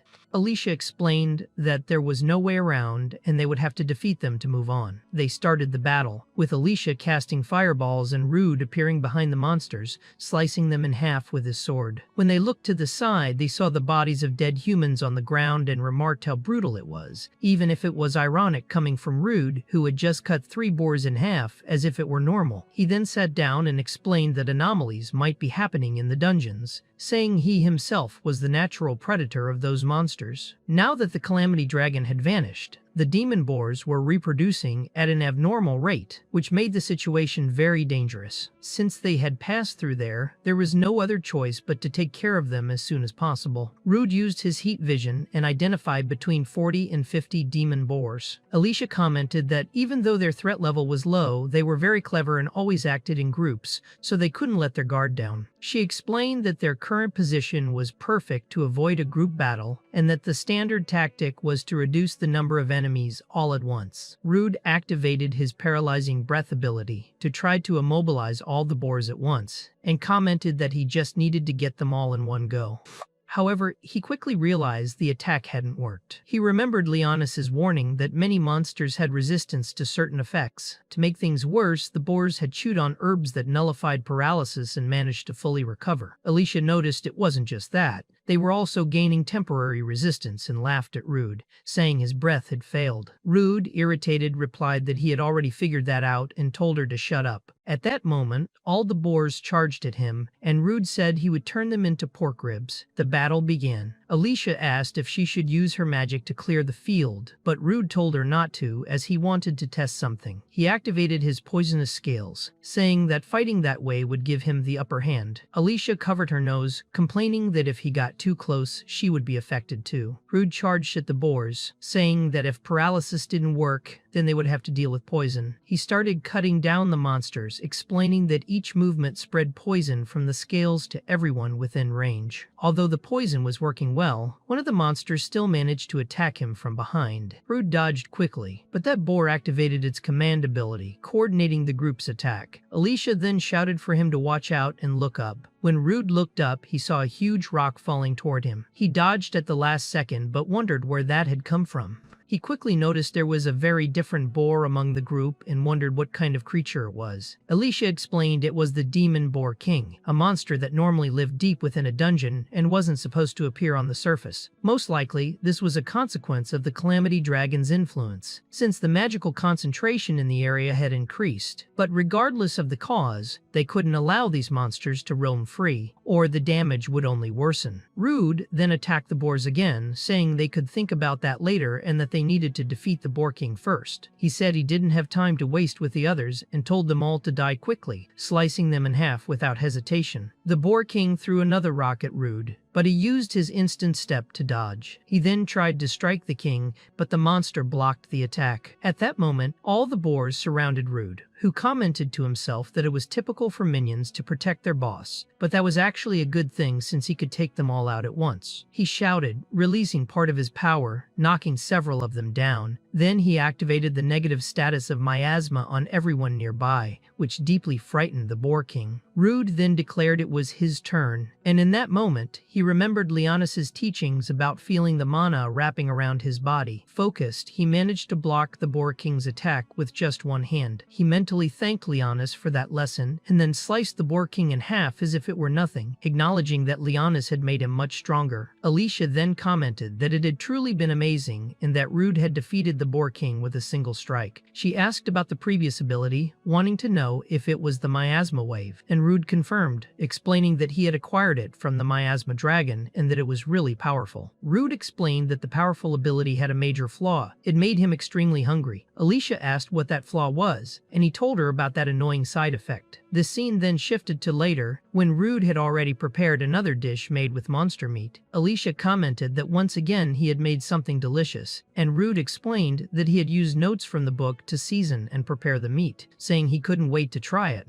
Suddenly, another person showed up, drawn by the smell. To Rude's surprise, it was the same adventurer they had met before. She approached and asked if she could eat with them, calling Rude Mr. Monster-Eating Adventurer. Surprised, Rude asked what she was doing there. She replied that she liked him a lot, and had decided to follow him. She said that back in Abellio she saw him cooking monsters, and had already started drooling to try it, saying she hoped it would be really tasty. Without hesitation, she grabbed a piece of monster meat and ate it, leaving Alicia and Rude shocked, unable to believe what she had just done. Alicia said they needed to make the girl vomit immediately. Rude tried to restrain her and asked her to stick her fingers down her throat. The girl, confused, didn't understand the reason for all the panic. Alicia, very nervous, explained that it was because she had eaten monster meat, and if she swallowed it, she could die. The girl, however, replied that she would be fine, which made Rude even more desperate, saying he couldn't allow that. Alicia explained that they were only trying to help her, but the girl was already irritated by the whole situation. Out of patience, she threw Rude and Alicia far away, complaining about how they dared touch her like that. Rude, dazed, wondered what had just happened, while the girl complained that she had barely been able to enjoy the meal because of them. Even after that, she kept eating the monster meat and started behaving strangely, making Rude and Alicia even more worried. Alicia wondered if that crazy girl was turning into a monster, and Rude said he needed to try the substitution technique on her as soon as possible. But suddenly, the girl let out a cry of satisfaction, saying it was the most delicious thing she had ever eaten. Rude and Alicia were completely confused. Rude asked what was going on, saying he couldn't sense the mana from the ingredients and that apparently she was completely fine. With that, Alicia started to feel like eating it too, but the girl explained that it wasn't selfishness on her part, they simply couldn't eat monsters. She asked if they knew what happened when a human ate monster meat. Alicia asked why, then, she was eating it. The girl replied saying that she had said humans can't eat monsters, but that for a monster like her, it was totally normal. Rude, surprised, asked what she meant by being a monster, and the girl confirmed it. Rude then activated his analysis ability to check who she was, but the result showed she was human. Confused, Rude told her the result. The girl apologized, saying she had forgotten to undo her disguise and asked him to analyze her again. This time, Rude was in shock, stepped back,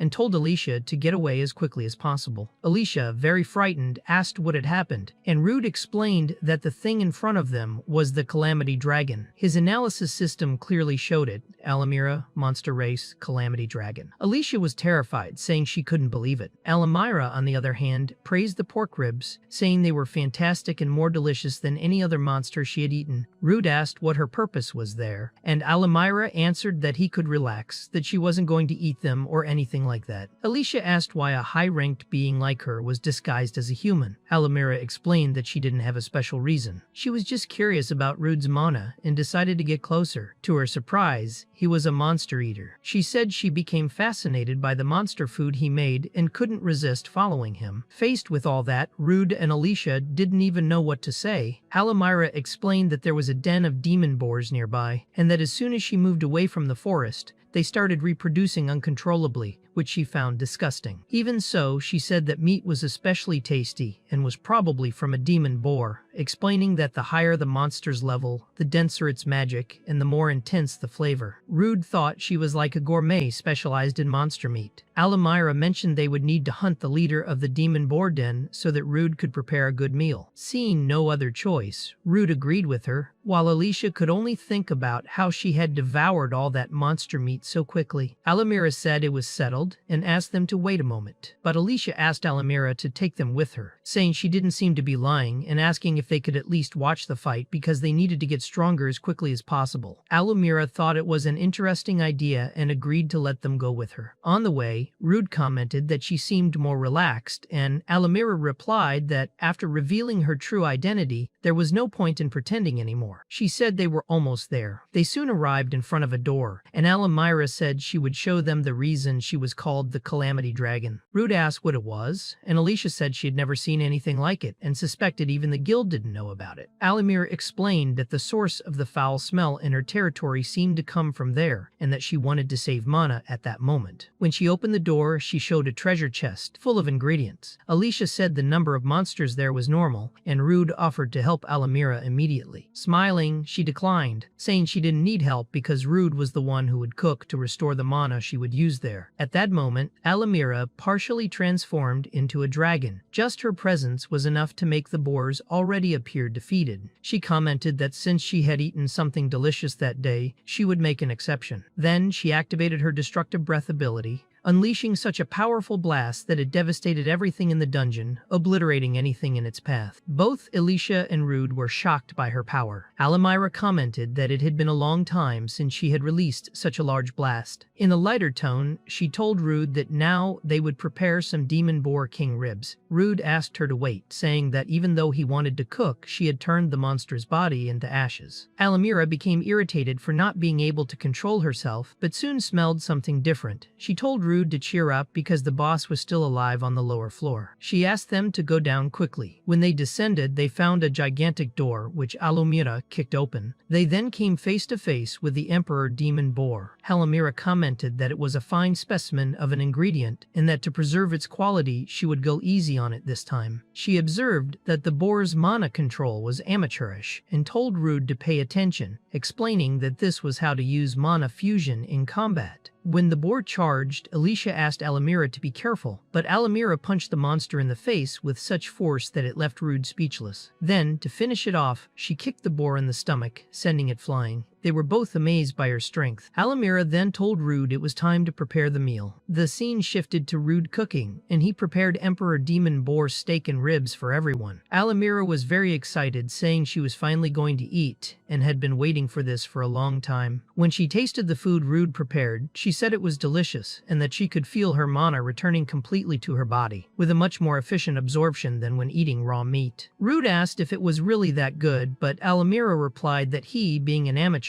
wouldn't understand and would need to train much more to grasp what she meant. Meanwhile, Alicia felt frustrated because she was the only one who couldn't eat monster meat. Next, Alamira asked Rude why he didn't join her, which startled Alicia. Alamira explained that if he became her cook, she could teach him how to control his mana. Rude admitted it was a very good offer but said it was all too sudden for him. Alamira then commented that she could smell the wise dragon coming from Rude's backpack, saying he was so afraid of the side effects that he hadn't even eaten it yet. She thought it was a waste, considering it was such an incredible species. Rude was surprised she had noticed, and Alamira asked if he remembered what had happened to his body during that battle. Rude explained that to recover mana, he ate the wise dragon's egg and felt an intense surge of mana coursing through his body, an overwhelming wave of energy that made him stop being himself for a moment. Alamira confirmed that was exactly it. His body couldn't fully adapt to that violent mana and said it was strange, since with his status nullification ability that shouldn't have been possible. She then suggested he try cooking and eating that meat, saying that if he lost control, she could subdue him again. But she warned that actually being able to absorb all that power would depend on him alone. Rude wondered if he should try it, but he didn't even have time to think properly before he had already roasted the wise dragon's meat. Alamira remarked that it looked really delicious. Rude, still hesitant, admitted it really did look good, but asked if she was sure it was safe to eat and if it wouldn't be like last time. Alamira told him to relax.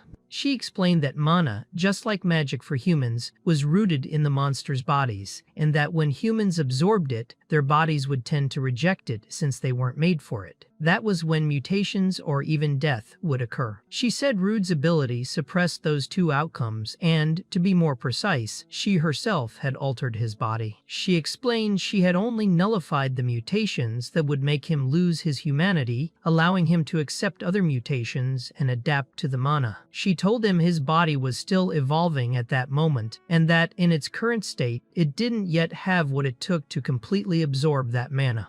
She then asked if, the first time he ate monster meat, he had felt something similar. Rude confirmed that he had, remembering he had completely lost his sanity. Alicia commented that he hadn't been able to adapt to that overwhelming amount of mana, and that as his level increased and he kept eating monsters, he might eventually adapt fully, though no one knew when that would happen. Alamira said there was another way. If his body couldn't handle it, he could compensate with technique. She explained this technique was similar to the mana manipulation he had already learned, and that he might already have the basics for it. She said what remained was learning to manipulate the mana that exceeded his body's capacity. She offered to help him with that process. The two held hands, and Alamira asked him to release the mana from his own body and then cover himself with that released mana. Rude was amazed, saying it was an incredible power, completely different from what he knew, but his body couldn't handle it at that moment. He ended up letting go of her hand. Alamira told him always to remember that feeling coursing through his body, saying that this meal would be good training for him too. Alicia thought that technique was incredible, something no human she knew possessed. Finally, Alamira told everyone to stop talking because she wanted to eat already.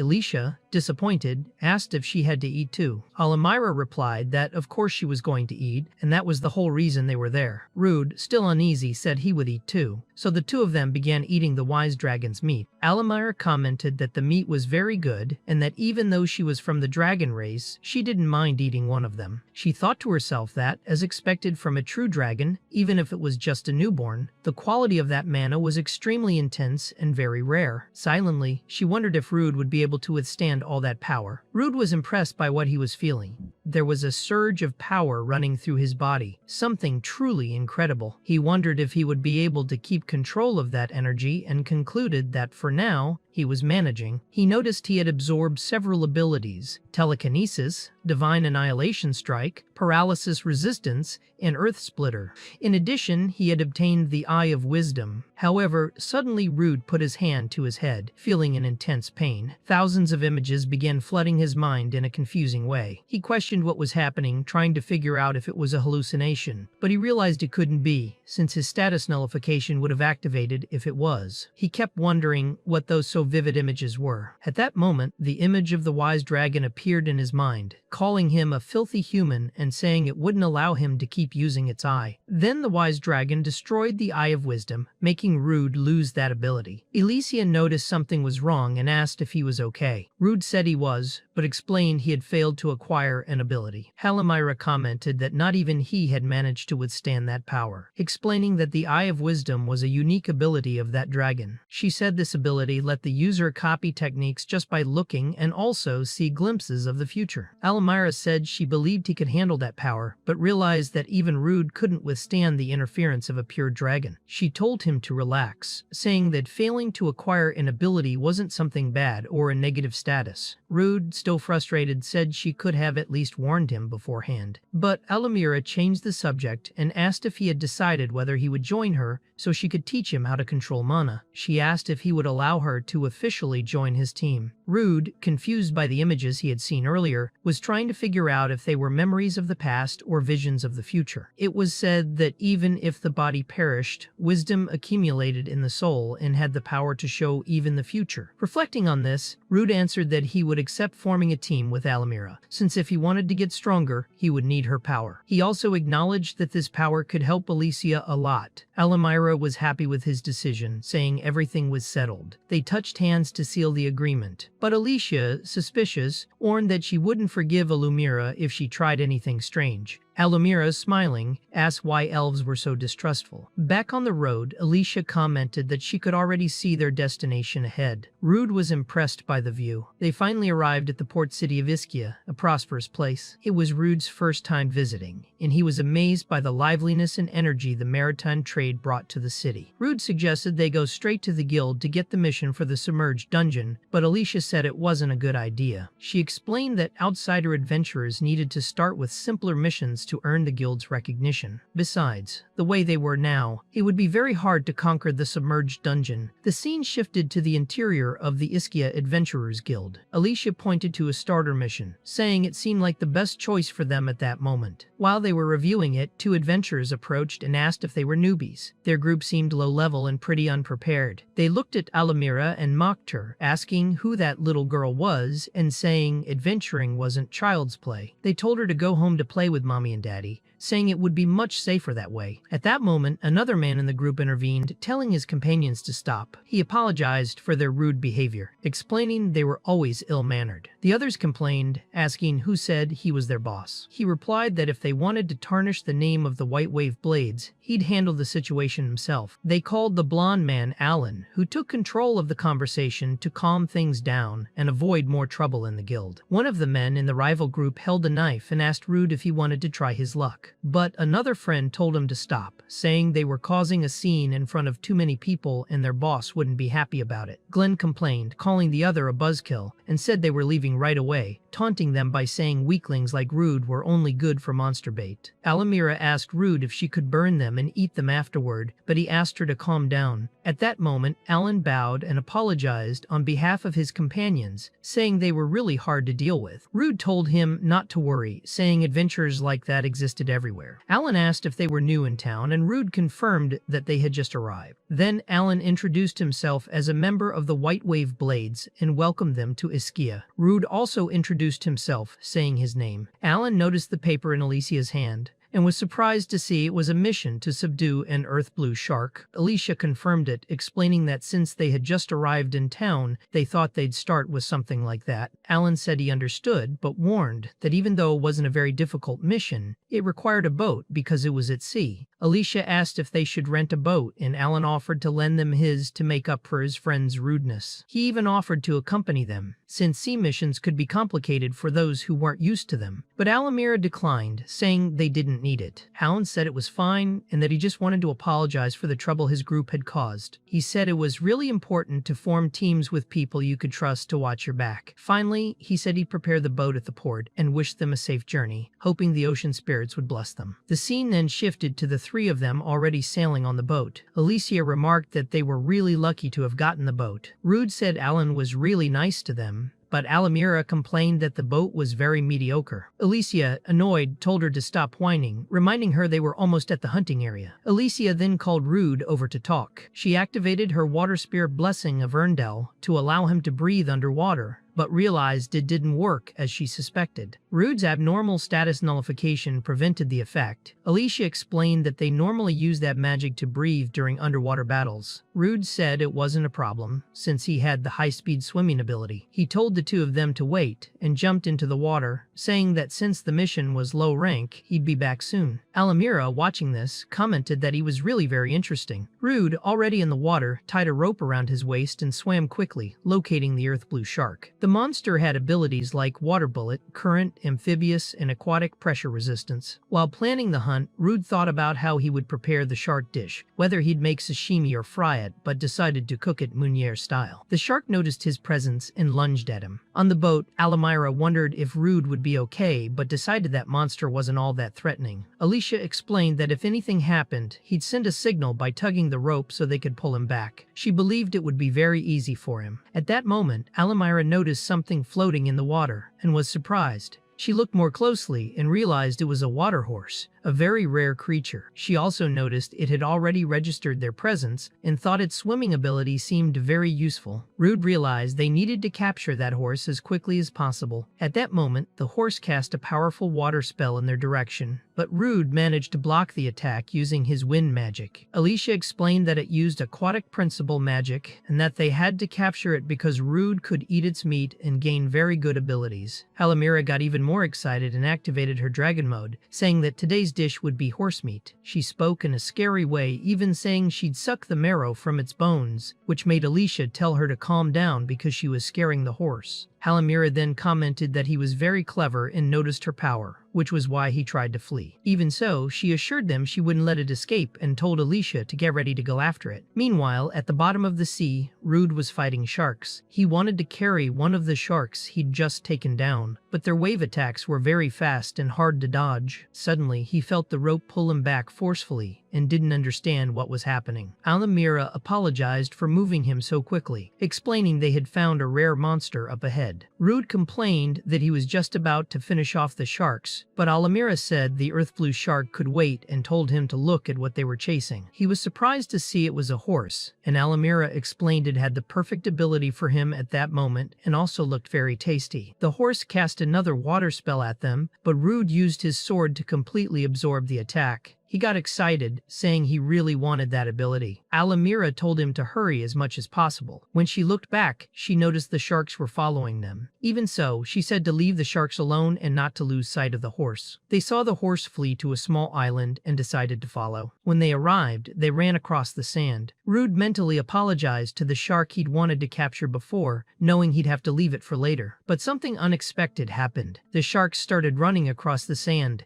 which surprised Rude when he realized they weren't normal sharks. Rude stopped and told Almira and Alicia to take care of the horse on their own because he'd stay behind to fight the sharks. Alicia agreed without any trouble, but Almira wasn't too happy about being given orders. Rude commented that those sharks had interesting abilities and activated his mana circulation, covering his body. One of the sharks jumped and bit his arm, but Rude already had his iron body ability active and managed to kill the shark on land. He thought he was starting to get the hang of using mana, and that his abilities were getting stronger. When the other shark tried to flee, Rude didn't let it and used the air blade ability, slicing the animal in half. Meanwhile, Alicia and Almira were completely lost because the horse had disappeared. Almira insisted it wouldn't get away from her and heard a sound in the bushes, realizing it was there. To their surprise, there was more than one horse. Almira thought things had gotten complicated. Alicia warned that they were approaching, and when all the horses attacked at once, she quickly activated Nomia and created a platform that lifted them into the air. Almira praised Alicia's move and said she could now attack them all at once. Alicia launched several stone shards at the horses, which disintegrated into nothing but drops of water. They realized all those horses were fakes. Almira was irritated, finding it reckless that they'd tried to trick her like that. She then detected the real horse again and lunged at it.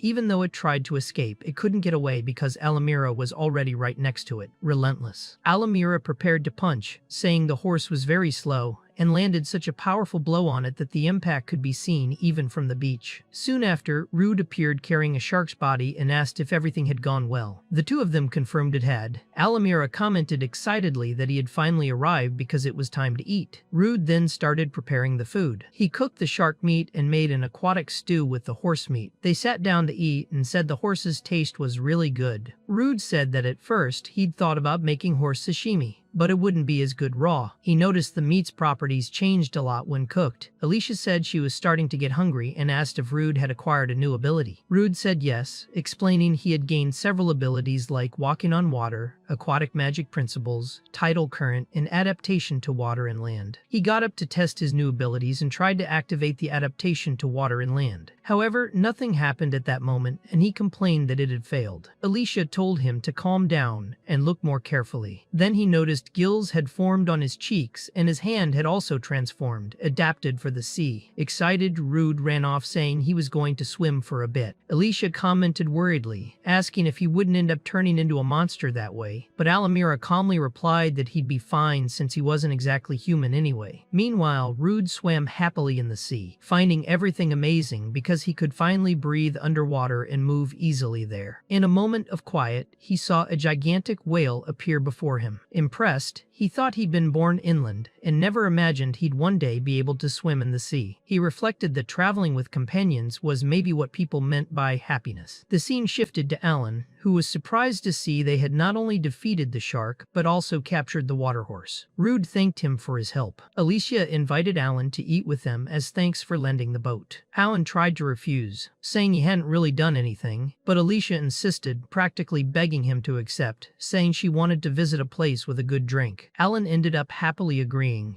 The scene changed again, this time to inside a bar. Alicia commented that the place was very nice. Glenn and his friend were there. Glenn taunted the group, saying they were acting as if nothing had happened. Meanwhile, the food was already served on the table for Rude and his friends. Alicia was excited, saying everything looked delicious, but Alamira didn't show any satisfaction at all. Alan explained that the city was very prosperous in fishing and that the fresh seafood was the local pride. Alicia praised the food, saying everything was very tasty, but Alamira remarked that despite the good ingredients and proper preparation, something was still missing. Alan joked that Alamira seemed very gourmet, but Alicia corrected him, explaining that she was just very picky about food. She even nudged Alamira to get her to stop criticizing so much. Alamira complained that she was just saying what she thought. Then Alan asked what they were doing in Ischia. Rude explained that they planned to challenge the Temple of the Submarine Maiden to collect materials from the floor boss, and finally heal Alicia's child. When he saw Alicia's magic, Alan was impressed, noticing it was a spirit, and was amazed that someone so young could command it. Alamira quickly corrected him, saying Alicia wasn't young at all, since she had lived 3 times longer than everyone at that table. She then put more food in her mouth, saying she was eating her second serving. At that moment, Glenn kicked their table, knocking all the food to the floor. He apologized, saying it was an accident and that his foot slipped. Alan immediately stood up and asked them to stop tormenting the group. Glenn said Alan had no right to order him around and questioned why he was flirting with other girls. Alan explained that their blades were sharp to protect the weak and asked if he had forgotten the guild's ideals. Glenn replied that the founders' ideals had long been forgotten and said that if Alan didn't like their attitude, he could just leave. Alan tried to calm things down, asking them not to provoke anyone anymore, saying he had given his all for the guild and wouldn't let them stain its reputation. Even so, the other men made it clear they had never liked him. Alicia then stood up and asked them to stop. She reminded them that guild fights happened all the time, but they were in a tavern and that it was too much for that setting. She explained that just as groups have group rules, taverns have tavern rules. Glenn asked what she meant. The scene shifted and everyone was sitting with beer mugs. Alicia explained that if they wanted to fight in a tavern, they would have to compete in a drinking contest. Alamira thought it was fun, while Rude suspected that Alicia just wanted an excuse to drink. Alicia said the loser would have to obey the winner. Glenn commented that he didn't really get it but saw it as the perfect chance to get rid of Alan,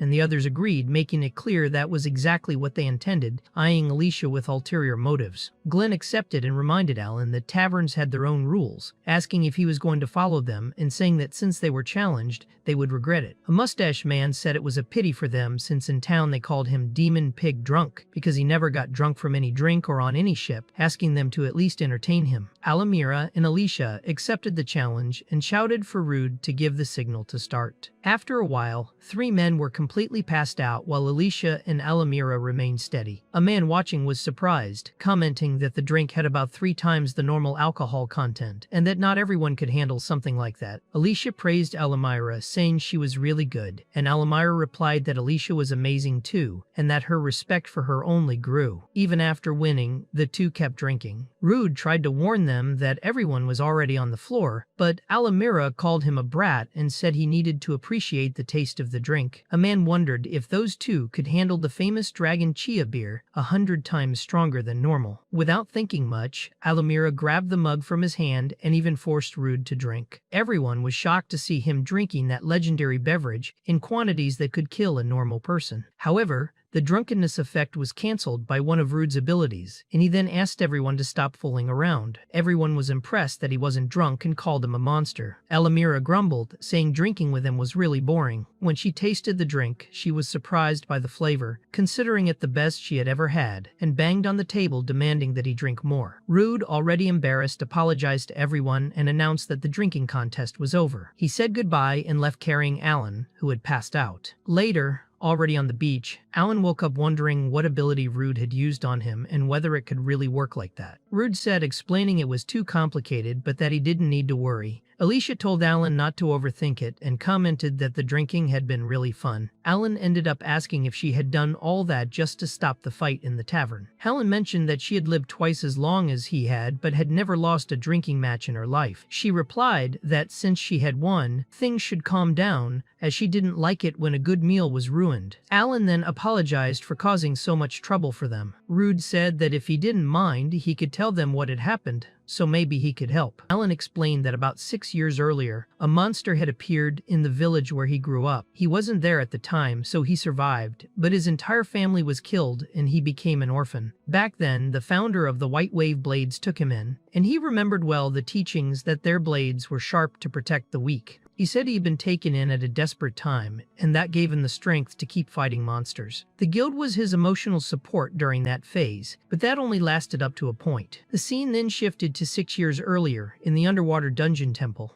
Alan's group was there killing some monsters. A man with an eye patch praised another member for improving a lot, but the man with a scar on his mouth complained not to be treated like a child. Suddenly, they heard a very loud noise and were confused about what it was. They quickly realized that a group of Sahajin was approaching, drawn by the smell of the monster's blood they had killed. They saw they were cornered, with no way out. The man with the eye patch ordered everyone to run, saying he would stay behind to buy time. Alan tried to protest, but he insisted, saying he would definitely come back alive. Glenn told Alan to shut up and just run, while another man with a mustache dragged him away. The man with the eye patch shouted for them not to look back and to swim with all their strength. Alan said that man never came back. Without the original leader, the guild was taken over by the young and ambitious Glenn. From then on, everyone started doing whatever they wanted. The original members became disillusioned and eventually left. Alicia commented that when a leader changes, the entire organization changes too. People have only two options: accept the new rules or leave. Alan agreed that might be true for some, but said that at that time he only wanted to protect his group. That was why he was still in the guild, believing that deep down those people were good. He admitted he had drunk too much and was talking too much, so he apologized to Rude's group. He explained that he didn't have much more to say and just wanted to give them some advice, not to challenge that underwater dungeon. He revealed that the temple's underwater dungeon was actually the stronghold of the White Wave Blade. Alicia protested, saying it was unacceptable for a group to monopolize an entire dungeon. Alan replied that in the city they behaved themselves because of public scrutiny, but inside the dungeons they showed their fangs without mercy. He admitted that, pathetic as it sounded, there was nothing he could do about it. Rude thanked him for the warning but made it clear they had their own goals, which included getting stronger. Meanwhile, someone was secretly watching them. The scene then shifted to a man punching Glenn in the face, calling him an idiot for allowing outsiders to feel so comfortable. Glenn apologized, saying it wouldn't happen again. They were on their way to the temple's underwater dungeon, and the man made it clear he would never allow outsiders to disrespect the guild. Glenn tried to say they would handle it themselves, but the man insisted he would go too, because he had recently obtained something very good. He wanted to make everyone regret having humiliated them. The scene shifted to the entrance of the underwater temple. Rude asked if Alicia had ever been there before. She said she had, but it was a long time ago. The dungeon inside had probably changed a lot, so they couldn't let their guard down at any moment. Rude asked if that guild hadn't already occupied the place the first time she was there. As she remembered, she vaguely confirmed it. Alumira, mocking, commented that it was to be expected from an S-rank group, since Alicia barely remembered. At that moment, the guild appeared. The man in front asked why they were talking so freely, making it clear that this was White Wave Blade territory and they couldn't do whatever they wanted there. Alicia explained that they were already registered with the guild, so there was no reason to reprimand them. However, the man said that they were the ones who made the rules there, and that the group seemed to need a painful lesson to understand that. Meanwhile, Rude noticed some scars on Alan's face and declared that their blades never broke as long as it was to protect the weak. The man reacted with disdain, asking what he was saying. Rude replied that if the founder could see what he had become, he would be very disappointed. The man became enraged, called Rude a bastard, and ordered everyone to attack him. Alamira asked if Rude needed help, but he said it was fine. He then channeled mana into his fist, and when the enemy tried to strike first, Rude punched him straight in the face. Glenn tried to grab him from behind, but Rude ducked and struck him under the chin, throwing him into the air. A man with a spear rushed at him, but Rude dodged and kicked the leader in the face. After knocking everyone down, Rude asked if that was all they had. The leader got up surrounded by a yellow aura, swearing he would never forgive him. He channeled all his power into the spear and declared it would be the end of Rude. As he launched the attack, there was a huge explosion. Glenn commented that this was their boss's power and no one could survive that technique. But when the dust settled, Rude had his sword against the boss's neck, saying that with such wide openings he would never land a hit. Everyone in the guild was shocked by Rude's strength, and he then told the man to give up because he wasn't at his level. The boss called Alan and Karst, ordering them to help. The two looked confused, not knowing what to do. Rude told Alan that this wasn't the kind of group he had dreamed of being in. Alan, frozen, began to remember his master's words, saying their blades were forged to protect the weak. In a low voice, Alan said to Grons that their blades weren't made for this. Alamira taunted, asking how long he planned to keep fooling himself, and told Rude to end the fight already. Alicia commented that Alan's problem was having to deal with all that alone. Alamira complained that if they considered themselves adventurers, they should stop wasting time and start training. Rude then walked past Alan, who remained motionless,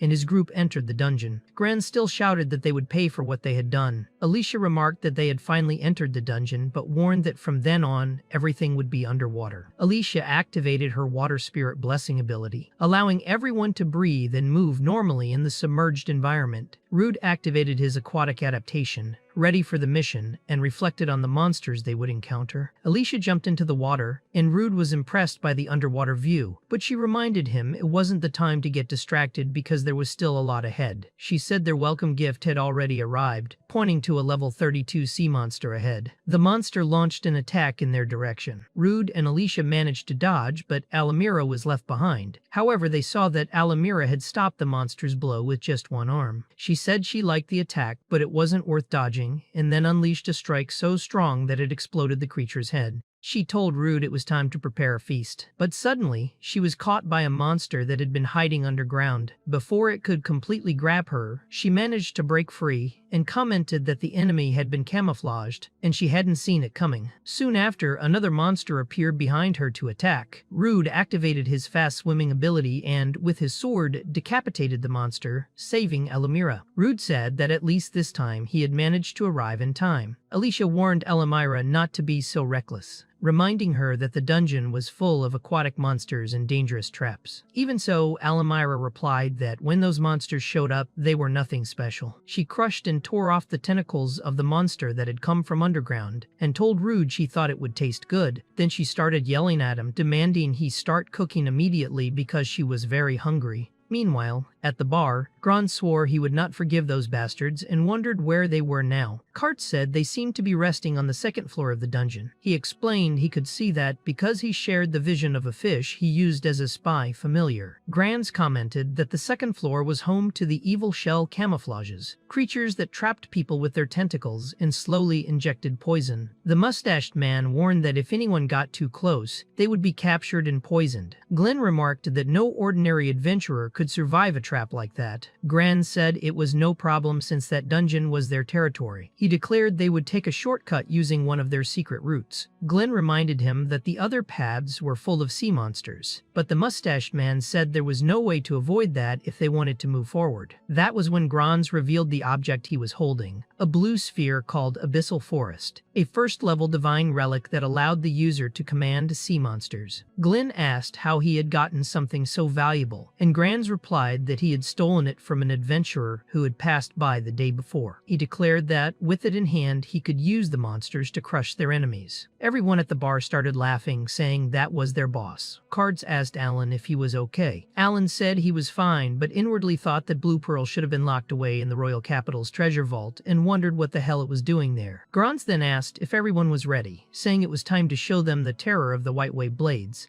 The group began descending into the underwater dungeon. Glenn commented that the orb had ridiculous power because no monsters attacked them. Grons confirmed this, saying it was even stronger than he had imagined, and remarked that the place would probably work for the plan. He then asked Galt to hand over the prisoner he was holding. Galt grabbed the man, punched him in the head, and threw him down. The man's blood immediately attracted other monsters. Grans observed that the Sahajin's eyes changed color when they smelled the blood, and that now an entire swarm would head that way. He explained that blood from that kind of creature drove the Sahajin into a frenzy, making them form large attack groups. He pointed at Alan, saying he knew this better than anyone, and that when Rude's group arrived, they would be attacked by a pack of Sahajin. He said that no matter how strong they were, they would not escape unscathed. Alan then remembered everything that had happened to his master, and got furious with Granz, questioning why he was doing something so cruel. He thought that adventurers shouldn't fight among themselves, and that Isaac would be disappointed to see what the guild had become. Granz, irritated, grabbed Alan by the neck, told him never to mention that name again, and threw him violently against the wall. He said he didn't care about the old leader anymore, and that he was the one in charge of the guild now. Glenn asked Alan why he was so stubborn, and why he didn't just give up on that guild. Meanwhile, the scene shifted to Rude, who had already cooked the new dish made of butterfried hammerhead, fish, and evil-shelled crab. Alamira asked if that was a butterfry, and Rude confirmed it, saying it was one of his best dishes. He mentioned that Alicia was still creating a special space on the sea floor, and she replied that her spirits made it look easy. If her deal were at her full strength, she would surely have created a space 10 times bigger than the one they were in. Rude was glad he could use fire at that moment since they were cooking, and said it helped a lot. Even so, he asked them not to worry too much about it, because they would soon restore her true form. Alicia was worried about something else. The most important thing for her was that if Rude didn't hurry up with the food, Alamira would eat everything by herself. In that lighter mood, Rude opened his bag and said he had something before continuing. He took out a special lunchbox he had prepared the night before. He explained that Alicia was always watching them eat with such longing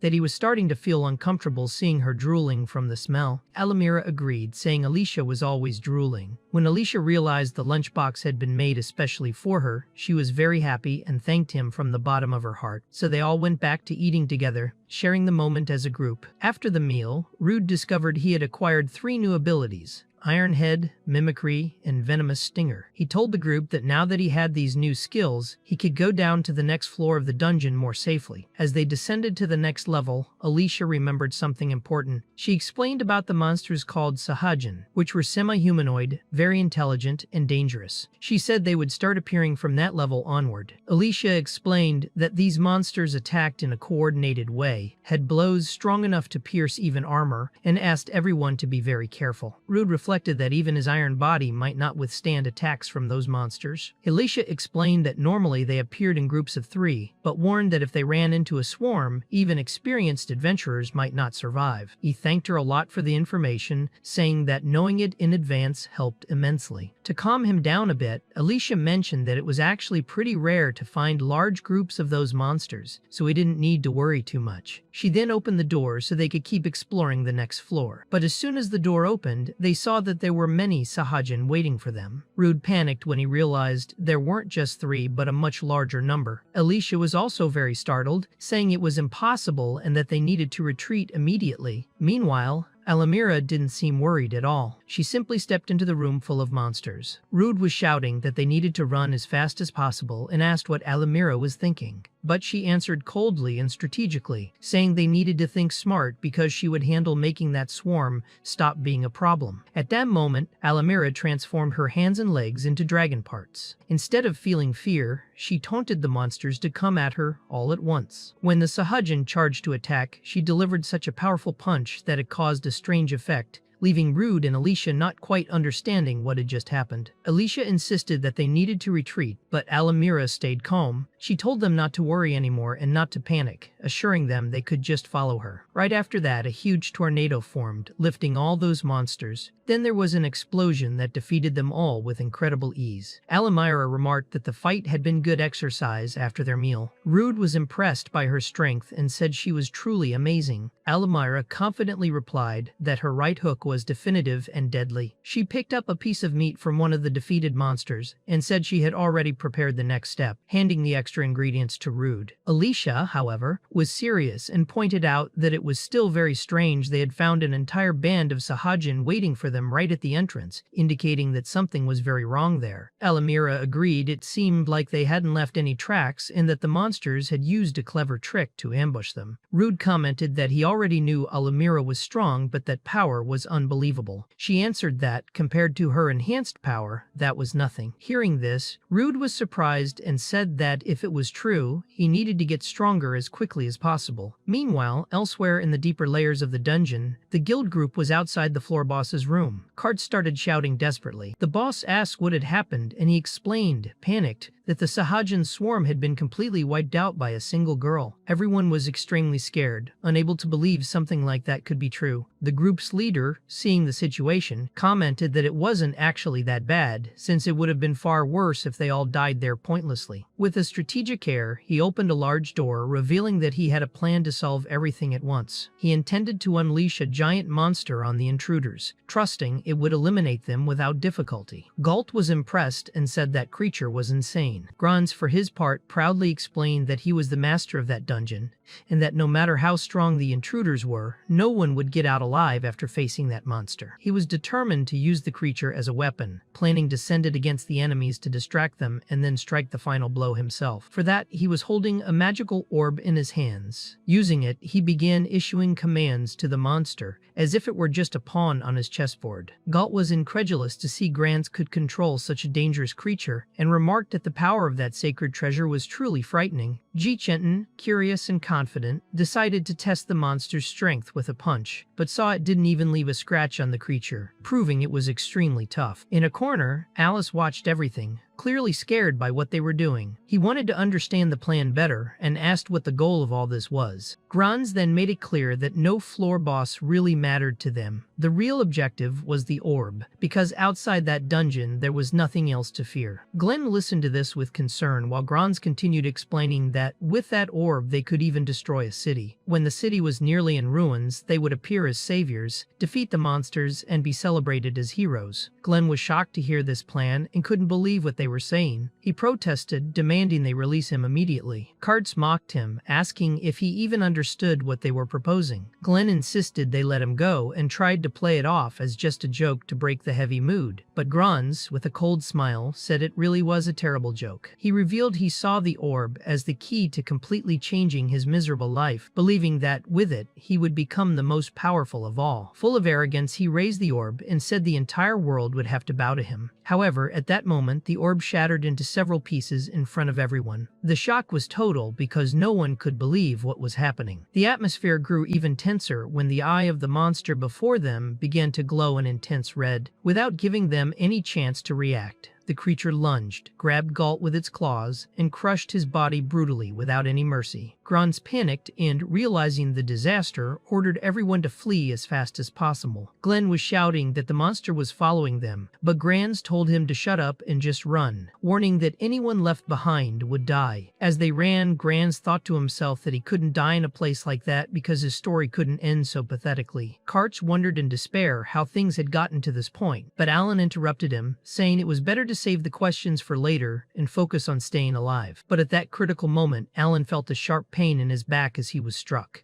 To his surprise, it was Grans himself who had attacked him. Confused and betrayed, Alan asked why he had done that. Grans explained that it was the leader's order and that Alan needed to face the monster to buy time for the others to escape. Alan, shocked, refused to act as bait, saying he would never do something so vile. Grans, trying to sound nobler, said he wasn't telling him to sacrifice himself as bait in a dirty way, but needed him to save his friends, just like the legendary Isaac, whom Alan so admired. Speaking in a cold tone, Grans told Alan not to disappoint him. He then activated a special ability on him called Warrior's Gathering, which had the power to draw the attention of all monsters to a specific target, whether a human or a weapon. At that moment, the monster was already right in front of Alan, ready to attack. Grans believed that if they could move deeper into the dungeon, the monster wouldn't be able to reach them, even being a floor boss. But suddenly he paused to reflect, feeling that something was very wrong. He thought that ever since that group of outsiders had arrived, everything had gone wrong for them. Then, amid the chaos, they all began to hear a strange music echoing through the corridors. The sound was eerie, and as it grew louder, they realized other monsters were approaching quickly, making their situation even more dangerous. Grans looked at the path ahead and reflected that he really wanted to avoid fighting monsters in the deeper layers of the dungeon, but with everything that was happening, they no longer had a choice. Soon after, he noticed something even more alarming. The creatures appearing weren't ordinary monsters, but sirens, beings known for their hypnotic song. Realizing the danger, Grans pressed his hands hard over his ears, shouting for everyone not to listen to that treacherous music. However, Glenn noticed something strange. Even with his ears covered, the melody kept flowing through his mind, impossible to block. Desperate to react, Grans tried to attack one of the sirens with his spear but ended up paralyzed before he could complete the strike. The music grew stronger and stronger in their heads until Grans was completely dominated, falling into a state of brainwashing. Meanwhile, in another part of the dungeon, Rouge's group was fighting ordinary monsters. He took them down with steady blows while Alamira cheerfully hunted, saying she planned to dry that meat, make a good roast, and that it would go really well with a drink. In this calmer moment, Alicia became alarmed when she noticed something approaching at high speed. She commented that it wasn't just any monster, but a human presence. Soon after, the guild group appeared,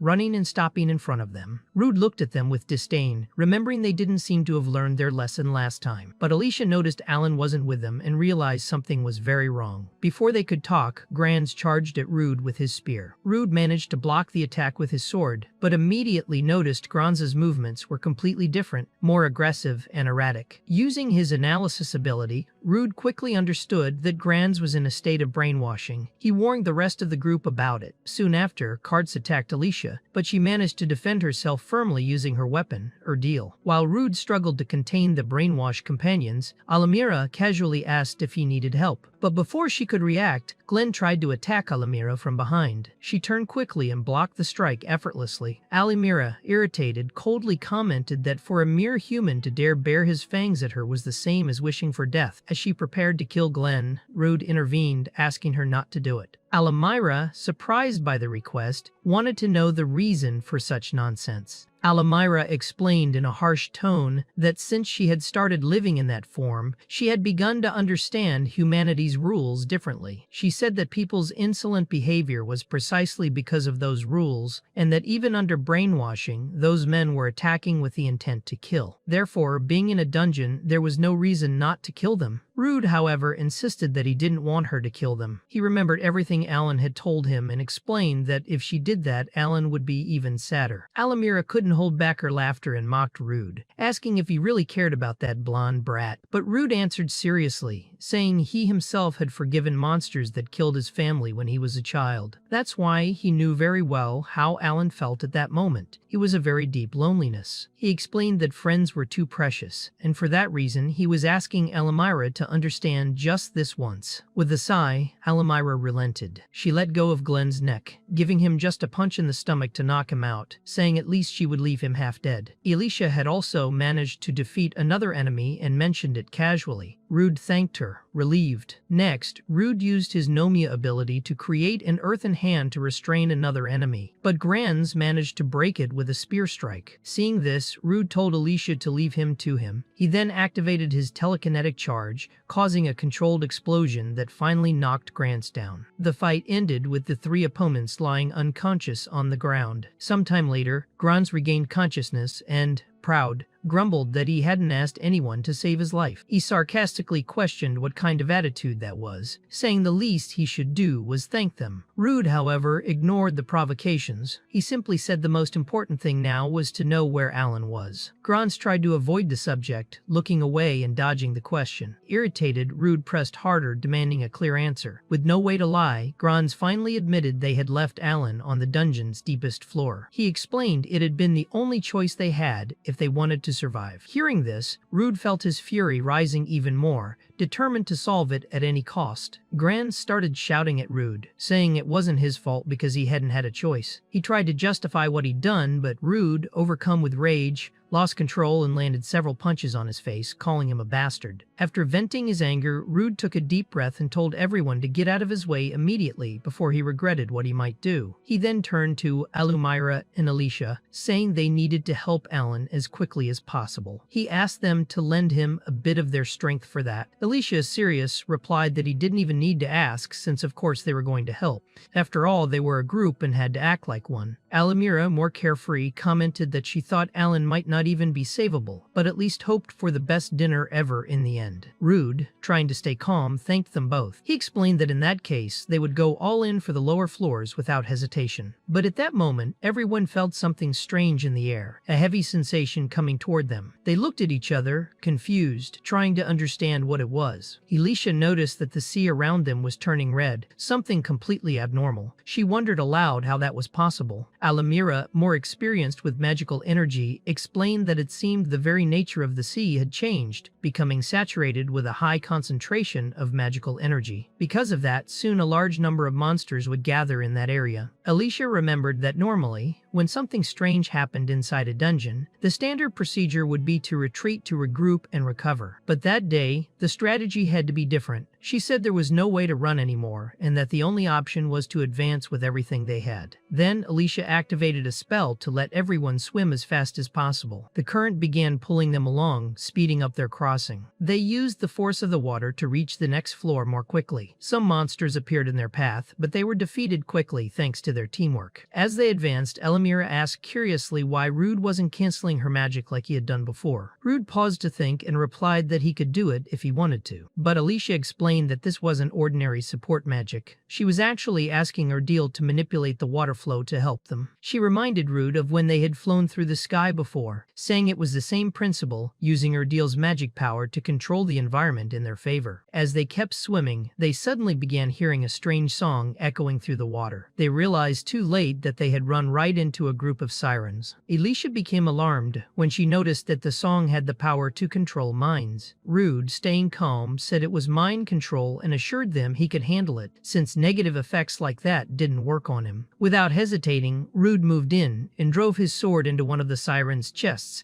explaining to himself that when monsters looked too human, he completely lost his appetite to cook or eat them. Alumira, however, mocked him, calling him pathetic, and said she would take care of it. She sliced the siren in half with one strike and separated the part that still looked like a fish, saying now he could cook it without guilt. The other two sirens, seeing this brutal scene, became terrified and fled quickly. Rude looked at the now clear path and said he would leave it at that since the top priority was reaching the deeper levels of the dungeon to find Alan. However, the two surviving sirens didn't go away for good. They only retreated far enough to activate a special ability called Song of Madness, which spread a hypnotic melody through the area. This song reached a group of Sahajin nearby, sending them into a frenzy. Alicia realized the danger and warned that a group of completely crazed Sahajin was heading their way. Rude asked her to be very careful, admitting that maybe they should have killed the sirens when they had the chance. He told her to get ready because the enemies were coming. Soon, they were fighting the school of Sahajin. Rude noticed there were so many he couldn't even track all their movements properly. Alumira, sounding irritated, remarked that those fishmen never learned and that maybe it was time to teach them another lesson. But before she could act with full strength, a squid monster appeared suddenly and used its tentacles to bind Alumira's arms and legs, immobilizing her. To make things even worse, a colossal sea dragon emerged in front of them. They understood instantly that because of the high concentration of magical energy in the sea, monsters from deeper levels were starting to rise to that floor, making the situation even more dangerous. Alumira looked at the scene seriously and commented that things had gotten a lot more complicated now that a sea dragon had shown up. She realized she had no other choice and told herself she would have to use a special move. She then shouted to Rude and Alicia, ordering them to draw the Sahajin away from her. She also told them to get away as fast as they could, making it clear that if they stayed there, they'd be caught in the explosion she was about to unleash. Rude, confused, and alarmed, wondered what the hell Alumira was planning. Alicia, meanwhile, felt a chill as she realized how serious things were. She told Rude she had a bad feeling about it, and that it was best to do exactly what Alumira was telling them without hesitation. At that moment, Alamira began to roar so fiercely that even the monsters themselves shrank back in fear. The roar echoed through the dungeon, creating a heavy silence before the chaos resumed. Alicia urgently pulled Rude, saying it was time for them to get out of there as quickly as possible. As they retreated, some Sahajin, confused by the roar and the general panic, ended up charging straight at Alamira and grabbed her tightly, trying to hold her down. Seeing this, Rude shouted her name, completely worried about what might happen to her. But Alamira, even while restrained, stayed calm and simply told him to watch. That was when an intense, almost blinding light filled the entire dungeon chamber. The light was so strong that everything seemed to freeze for an instant. When the glare finally began to fade, Rude and Alicia could see Alumira completely transformed into her true dragon form. Her presence dominated the space, immense and imposing, with gleaming scales and sharp eyes full of controlled fury. Alumira, now in her complete draconic form, stared down the sea dragon without any hesitation. With a powerful, echoing voice, she declared that everyone there would finally get the chance to witness a battle worthy of monsters, making it clear there would be no more holding back or mercy in that fight. Guys, I've already narrated all the chapters of this series. If you want me to keep bringing more chapters here, leave lots of likes and subscribe to the channel. Almost half the people watching aren't subscribed yet, so please support our work.